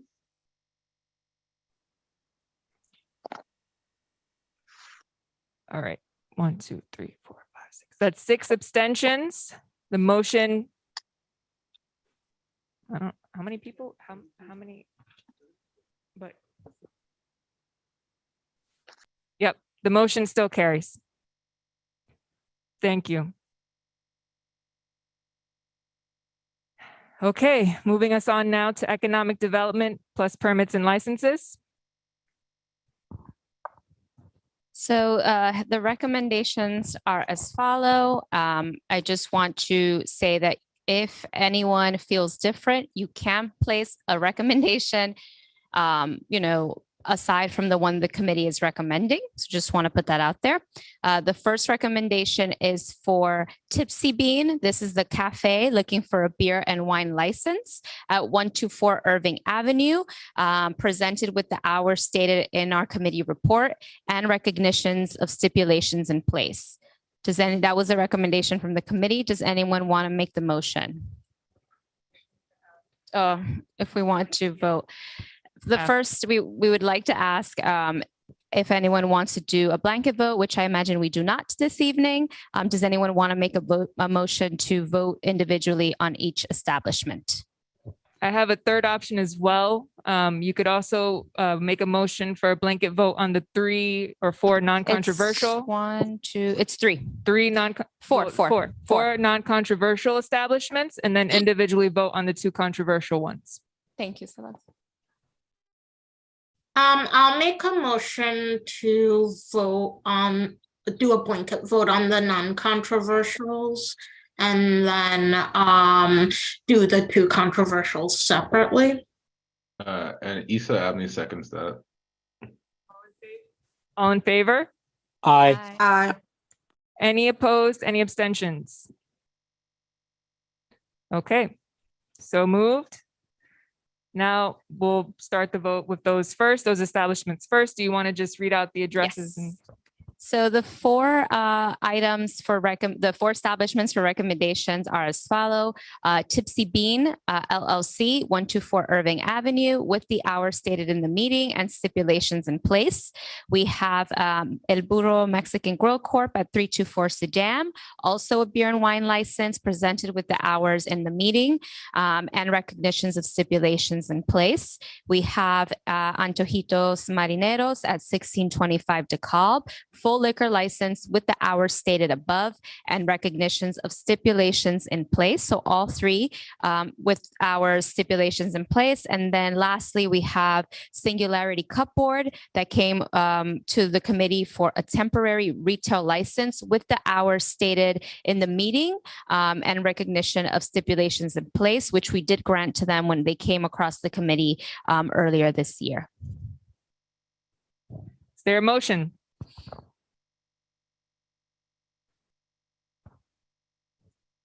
Anyone? Ben Tucker made a motion. Is there a second? Andrew Choi seconds. Maria beat you to it, Andrew. Seconded by Maria Soler.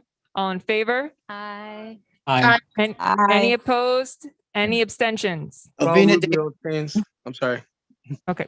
Reverend Davis, Raul, Mr. Camacho, Joanna Bennett abstains. Joanna. Was that you, Barbara? Yes. Okay. Messiah Polite. Okay. Anyone else? That's 1, 2, 3, 6 abstentions. The motion still carries. All right, moving on. All right, moving on. We have the recommendation for 613 Bushwick Avenue. This is the location on the corner of Bushwick and Myrtle. This is a full liquor license with the hours stated in the meeting. I will reiterate those. 1 second. Those are 4 p.m. to 2 a.m., Monday through Wednesday, 4 p.m. to 4 a.m., Thursday through Saturday, and Sunday, 4 p.m. to 12 a.m.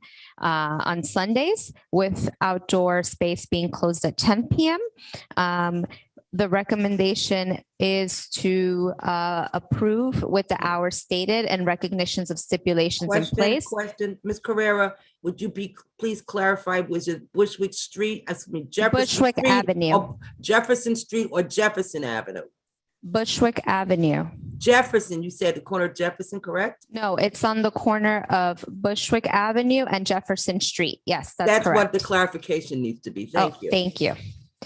And we would also like to add, just included in the recommendation, a follow-up of the list of owners of food truck operators and a contact list of who will be providing those services. Just in case there are any problems, we have a contact for who they'll be working with. Does anyone want to make a motion? You can also make a different recommendation. And they're not open as of yet. No, they are not. They're still not in open, construction. and also we need some clarification in regard to the sign they have outside saying that the rooftop is going to be rented out. They're looking for someone else for a rooftop, so I don't know if they're going to be operating with the same license from the bottom to the top, or what's going to happen to the open space they have in the front where the parking and the food. So just a point of information for the committee chairperson, they only specifically mentioned that their establishment would be on the ground floor. Yes, that's correct. So I would suggest skipping that just in Yes. case, so there's no confusion between. With the added stipulation of the serving of alcohol being on the floor levels of the establishment, not outside on the rooftop. That does not include the rooftop outdoor space. Net? Is this the same establishment that's near the church? No, this is the one that used to be the former Shell gas station. Okay. On Bushwick Avenue and Jefferson Street. Motion from the board?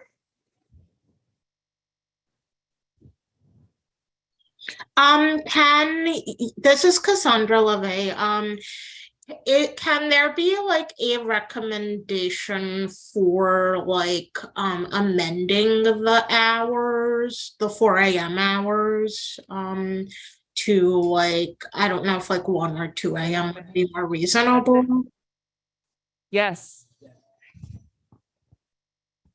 Do you want to make a motion to amend the hours? Yes. Okay. The motion was to amend the 4 a.m. hours to 2 a.m. I second. Mr. Camacho seconds. All in favor? Aye. Aye. Any opposed? Any abstentions? Ravina Davis abstain. Okay, give me one moment for abstentions. Anyone else abstains? And Raul Rubio abstains. I abstain, but I also, this might not be the right point, but I would like to have a point to make about exactly this question. So let me know when the appropriate time to do that is.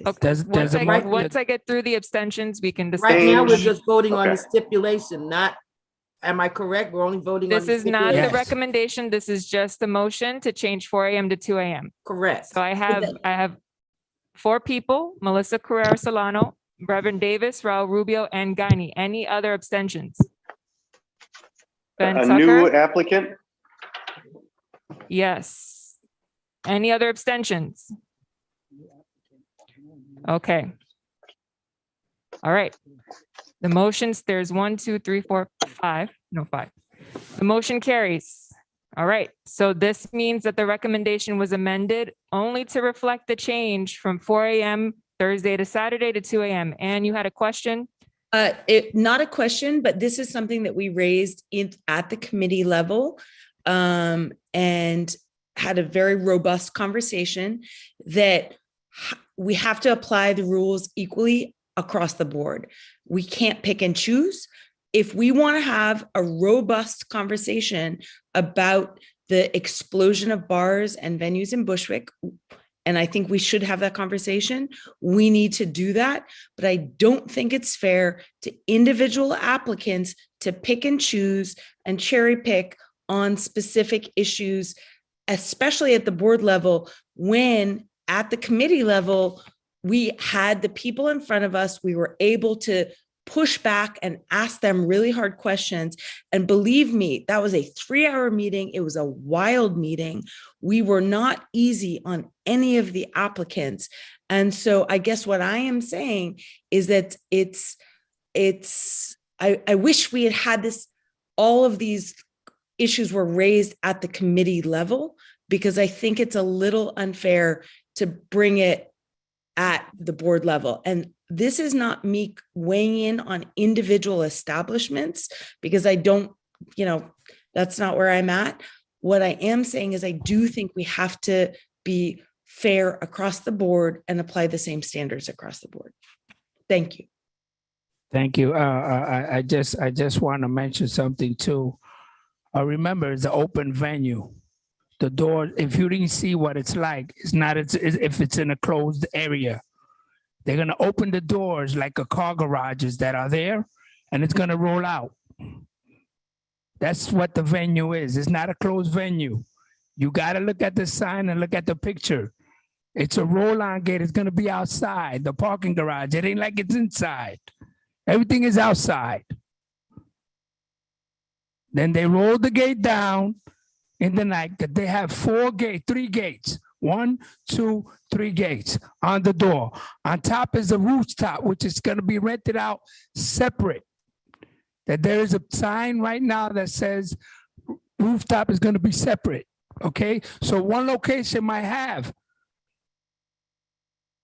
So We have STIPs in place, Mr. Camacho, up until 10 p.m. There shouldn't be any activity outside after 10 p.m. There's also no amplified music outside, and this applicant was specific in stating that none of their operations will be taking place outdoors. This would be like any other bar tavern that may have patrons going out for conversation, cigarettes, that have to be mindful of the community around them. That's all stipulated.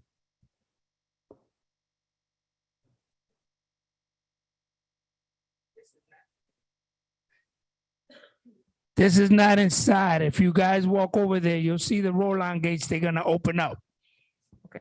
So we have a recommendation in place. There needs to be a motion on this recommendation. Or is there any other questions or a motion from, do you need to hear the recommendation again? Anyone? Can I rehear the recommendation again, please? So the updated recommendation for 613 Bushwick Avenue is approval of the establishment with the amended hours from Thursday to Saturday from 4 p.m. to 2 a.m.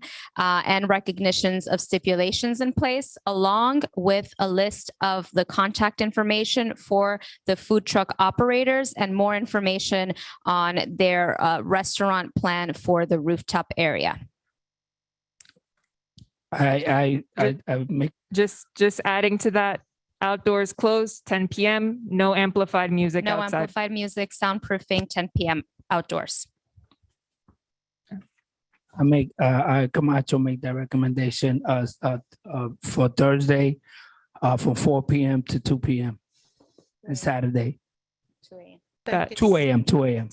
So 4 p.m. to 2 a.m. So Yes. that was already, it was already amended. Are you making a recommendation or a motion for the whole recommendation Melissa just read? Yes. Okay.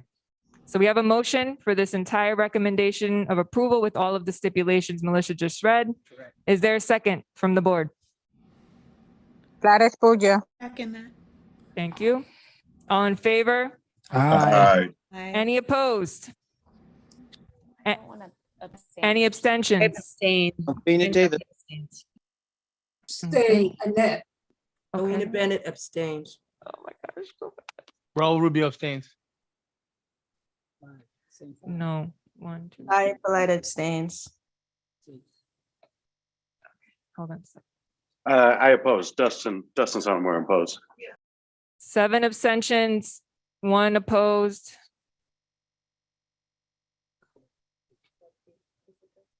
The motion still carries. Thank you, everyone. All right. All right. Last recommendation for our committee is for 1140 Myrtle Avenue, Hotel Dantor. This is right on the corner of Myrtle and Broadway, on top of Mr. Kiwi. So just want to read the committee's recommendation, which is approval of the establishment with a full liquor license, with a new license in condition of closure of the current Market Hotel as referenced by the applicant, present with the following hours. They updated their hours, so Monday and Tuesday, 6 p.m. to 2, Monday through Wednesday, 6 p.m. to 2 a.m., Thursday through Saturday, 6 p.m. to 4 a.m., and then Sundays, 6 p.m. to 12 a.m., and all recognitions of stipulations in place, in addition to adding a stipulation of entryway to be via the Myrtle Avenue entrance, and a statement of, and a reminder of the 200-foot rule that is written by the SLA to be in place to ensure that there is in fact no entry or exit from the Broadway side, which is where the place of worship is located. So we want to make sure that that does not become an issue or a conflict for people who are going to their space. And also they need to rectify in regards to their certificate of occupancy, which says 957 Broadway, and the other side is 1140 Myrtle. So we want to know where that Some license is clarity. going to. Some clarity on the certificate of occupancy on the location. It might be a DOB thing, but we can find out more. Joanna? Yes, I'd like to recommend that we table this vote. There's so many, until the next meeting, if that's possible. There are so many stipulations, and if we vote to pass it, and they don't, it just seems like there's too many stipulations. We need more clarification about a lot of things before they come before us again.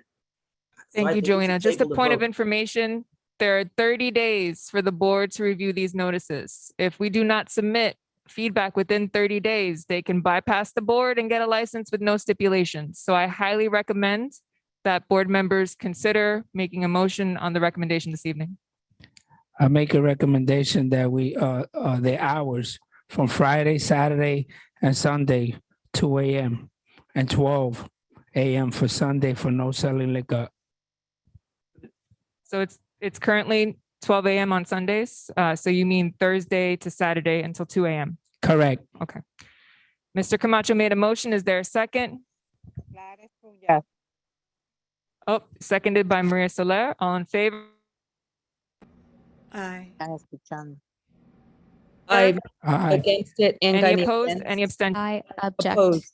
Vanna Davis. Opposed. So, Justin okay. Sonneborn Selena opposed. Bennett opposed. Everyone, I have to write these down one at a time. So just give me one moment. So I have Melissa Carrera Solano opposed. I have Ann Gagne opposed. Anyone else opposed? Rose Brown opposed. Sorry, go Yeah, ahead. Yeah, actually, just raise your hands. You know what? Raise your hands. That would be easiest on Zoom. Thank you. This is for opposed. Just want to be clear. So if you, okay, just want to make sure folks know what you're opposed to right now. This is changing the times from Thursday, the closure time from Thursday to Saturday till 2 a.m. So if you're raising your hand right now, you're saying you do not want to change the time to 2 a.m. Okay.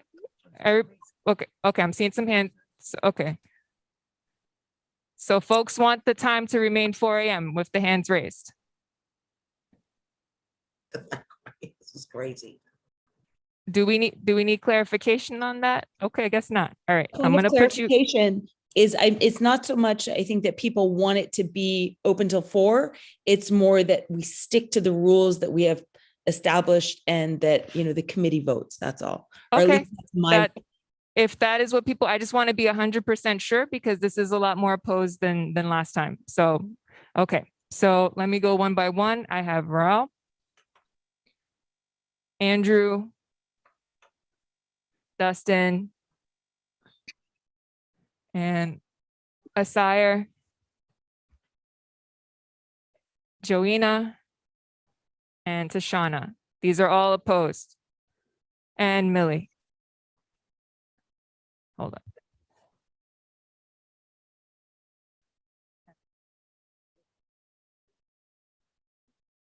There's 48 board members. There's 48 board. It's 48 now. 33.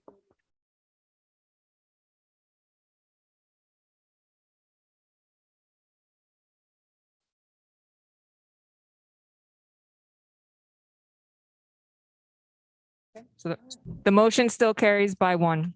So the hours will be changed to 2 a.m. Okay.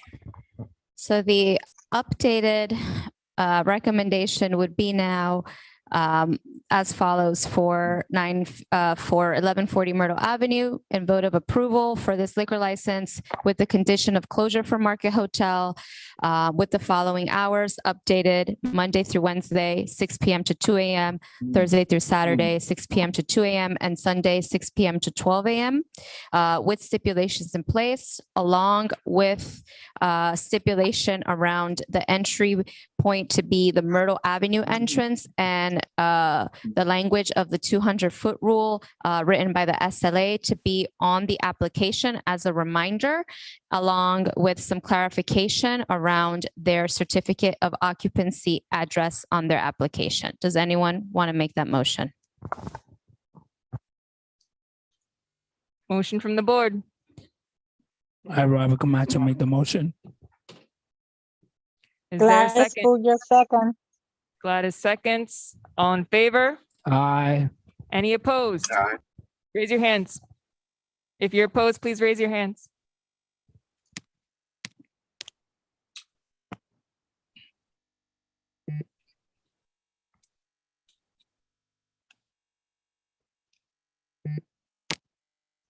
Okay, 3 opposed, or actually it changed. All right, so hold on.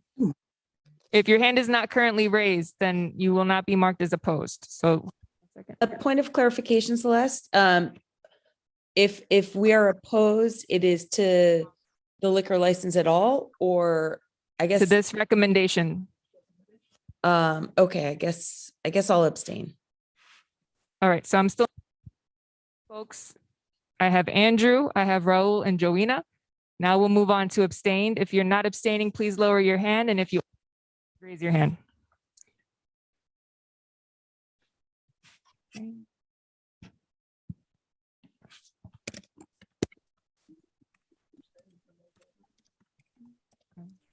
Okay. 3 abstentions. That brings it a total of 6. The motion still carries. Thank you, everyone. And that concludes recommendations. We did it. All right. Yay, the last recommendations of the year. All right, moving on to old business. Any old business? Going once, going twice. Moving on, new business, going once, going twice. Moving on, announcements, 1.5 minutes. Please raise your hand if you have an announcement. Raised hands for announcements. Lacey? Hi, everyone. Lacey here again from the Brooklyn Borough President's Office. Just a couple quick things to share. First of all, and probably most importantly, I said it last time, but I will keep saying it until February 15th or 14th, sorry, which is the deadline for community board applications. So if you are an existing member and your term is expiring, you should have received an email letting you know, and with instructions for reappointment. If you are a member of the public who wants to apply for the board, you can do so on our website. I will drop the link in the chat. We are particularly interested in having some youth members. So if you know anyone in the area 16 and up who might want to join the board, please spread the word. Again, I'll share the link. Something from our office that you may have seen, we just started a multilingual multimedia public education campaign to help Brooklynites prepare for healthy pregnancy, guided by our maternal health task force. We've started some bus shelter ads and a number of social media ads too, you might have seen. on YouTube and things like that. I will drop the link in the chat to our website. So if you know anyone who might benefit from those resources, please share. And I guess I also just want to share, please save the date for our State of the Borough, which is going to be January 10th. And I'll share some information about that as well. Happy holidays, everyone. Yes, I have I know Celeste sent you a email, but I wanted in regards to the flyer you sent out. Oh, it's from Caroline. Yeah, sorry, that probably went to Carolyn, but I can double check. Was there an issue you want me to follow up on? Yeah. Celeste. So there was a one that came from it was actually Bianca because Caroline is out. And it was outlining the community board applications, and there was a section on why you should apply, and it just listed an acronym, IDEAL. And there were several things that we flagged in terms of language, under two sections. I'm happy to forward it to you.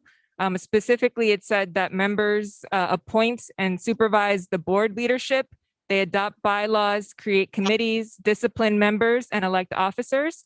So there were some concerns about board members being told that they supervise the board leadership and also discipline members. It was really unclear if that was referring to the attendance review because there aren't other known disciplinary procedures. And there's also a section that says employ, that the members hire board staff. There was no mention that the board's bylaws largely determine how each board operates. And there was no mention of the chairperson. So some of this could lead to unnecessary confusion, and it was flagged just to make sure that it could be addressed. Okay, thank you for flagging that. I'll follow up with the team tomorrow. All right, thank you. Next we have Carlos.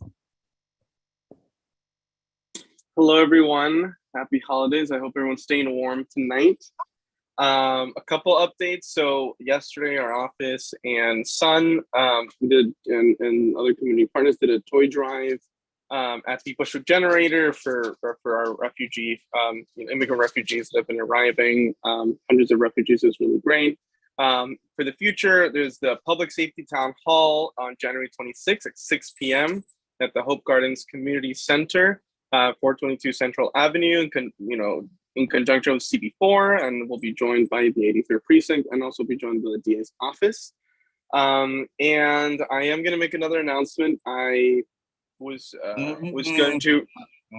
going to reach out to many of you before, but I got sick with COVID when the decision, when I made the decision. But this is also my last community board meeting. I will no longer be with Senator Salazar's office starting in January. It's a very, very difficult moment. I will be I will stay in the state Senate, taking a position in the district that I live in now. But I just want to say that this has been an incredible with all of you. I'm going to miss you all. I've lived before in Bushwick. I was able to have the privilege to work with all of you for so long. It's been 2.5 years. I've been working for Senator Salazar. It's been an absolute honor working for her and fighting for working people, and it's been amazing fighting alongside you. And it's really beautiful how united Bushwick is as a community. And I have learned so much. I got this job out of college, and I have learned and I've grown as a person, as a community organizer, serving constituents. And I really want to say, keep fighting to all of you. Don't let them take away this community. Don't let the real estate industry, don't let those moneyed interests, take away what's so beautiful. You all are fighting for tenants, fighting for homeowners, fighting for the communities that have been here, and making sure that their rights are protected. I know the Senator will continue fighting. I know the office is amazing, and Senator will continue fighting to protect the community. And I really wish you all the very best. I might be leaving work for Bushwick, but Bushwick will always stay in my heart. I've been so inspired by how much love you all have for Bushwick and the community, and the fight you have in all of you. Continue fighting. I'm always going to be here at any time. I will come down to Bushwick. I'll be here with you all, anything you all need, but it's been an absolute honor. Keep fighting. It's inspiring. It really makes a difference. And my apologies if I wasn't able to reach some of you. I got very sick with COVID when I was supposed to call everyone. So today I started feeling better, and I wanted to make sure to say farewell to all of you. Happy holidays. And I love you all. I'll miss you all so much. And thank you so much for this wonderful opportunity. It's been an absolute honor.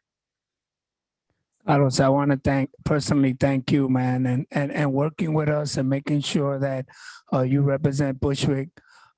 You're a beautiful person. We love you. We're going to miss you. You know, I've been getting tragedies all today. It's supposed to be Christmas and New Year's, but we're going to miss you. We're here for you. If you ever need anything, we're here. I know you're just a phone call away, and we want to thank you for helping us, because every time I called you in regards to Home Garden, you was always there. You never said no. You always came with me. We came through our walks. We did our did.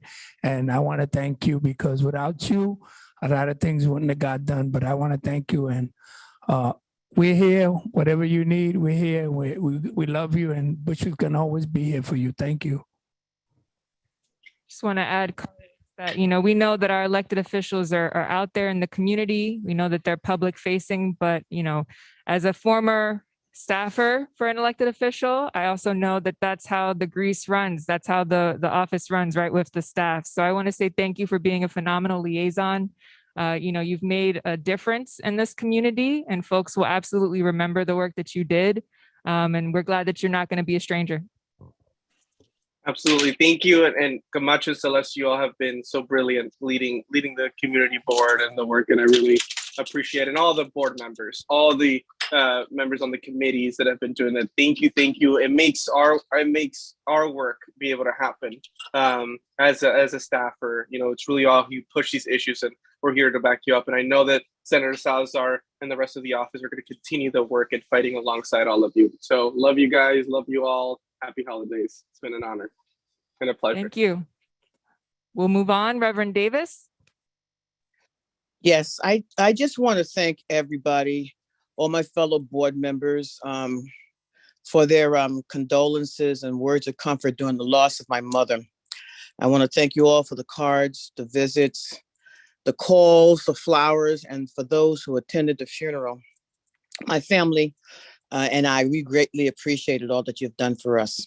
So just thank you very much, and happy holidays to everyone. Yes, yes. And let me tell you something. I got lost, and I don't know how I did it. I walked. I got off on Eastern Parkway. You know how far that is from Eastern Parkway to there? I had to go, and it was freezing that day. But for your mom and for your family, you're worth it, and God bless her. And I know she's listening. She's down here listening to me. I know she pulls my ear once in a while, but yes. God bless. All right. Thank you. Juan?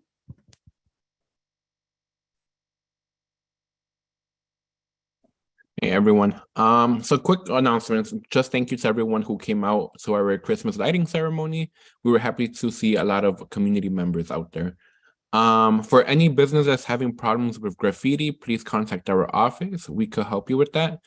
Also a quick update. So according to Parks Department, the money that was allocated to Maria Hernandez Park will be covering the dog runs as well. So we're gonna get renovated dog runs and playground. So just wanted to remind everybody as well that the bus network redesign is having a open forum if you would like to join on January 19. And then just wanted to invite everyone and let everyone know that we will be hosting a community town hall in Bushwick as well. It will be on January 23rd from 6 to 8 at the Central Baptist Church, 260 Knickerbocker Avenue. And the topic will be sanitation, environment, and safety. Thank you. Fran?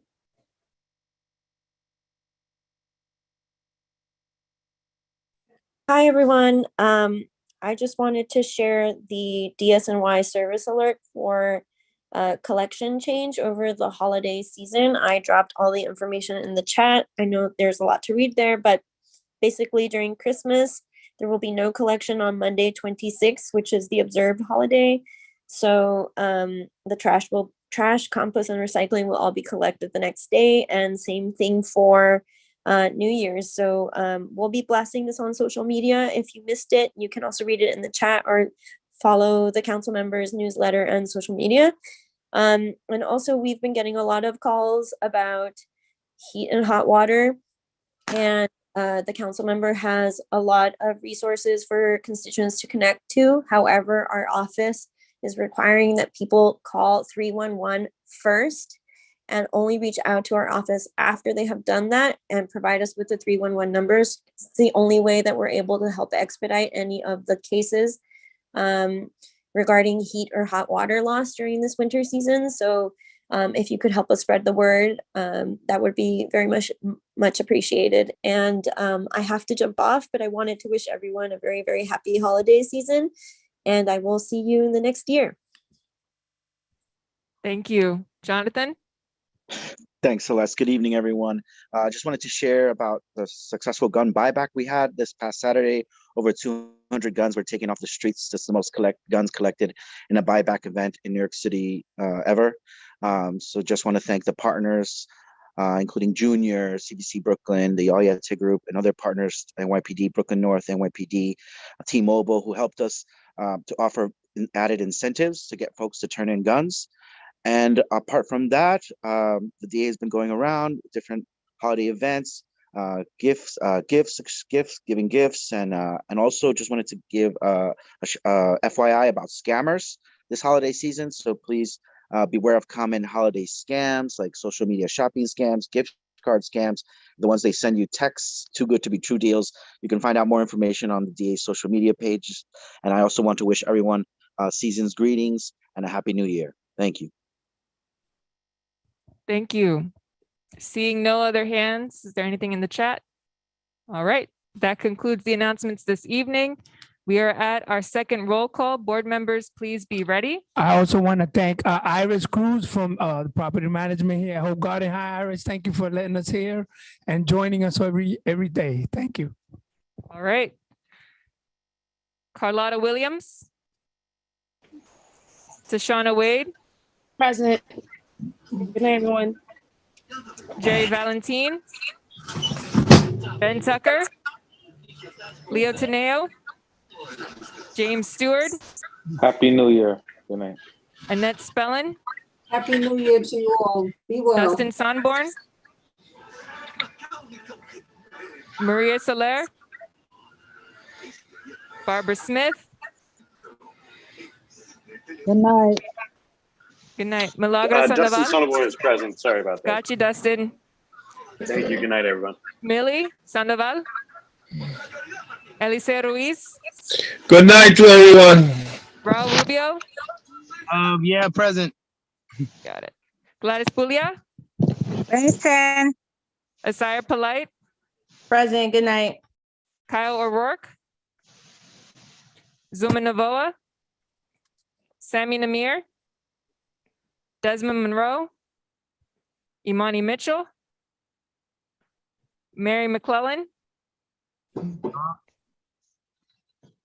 Cassandra LeVay. Here, and I just want to say that I saw Millie saying goodbye, but she was on mute. I got her. Yeah, I got Millie. Okay, cool. Thank you. Have a good night. Good night. Kwebe Koti. Present. Happy holidays. Luisa Jose. Happy holidays. Be safe, everyone. Virgie Jones. Cheryl Jones is excused. Barbara Jackson. Yeah. Tanisha Honeygan. Hadia Harrison. Present. Jose Guzman is excused. Ann Guiney. Present. Christopher Graham.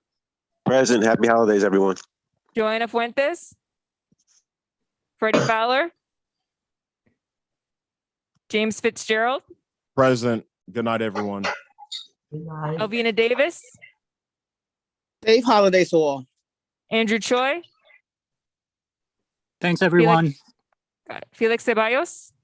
Present. Merry Christmas. Melissa Carrera Solano. Robert Camacho. Raul Brown. Present. Joshua Brown. Present. Good night.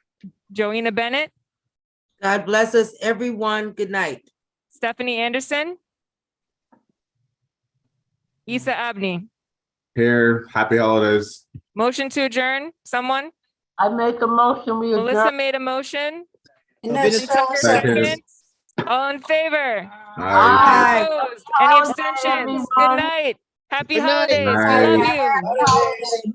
Merry Christmas. Happy holidays, everyone. Happy 8:43.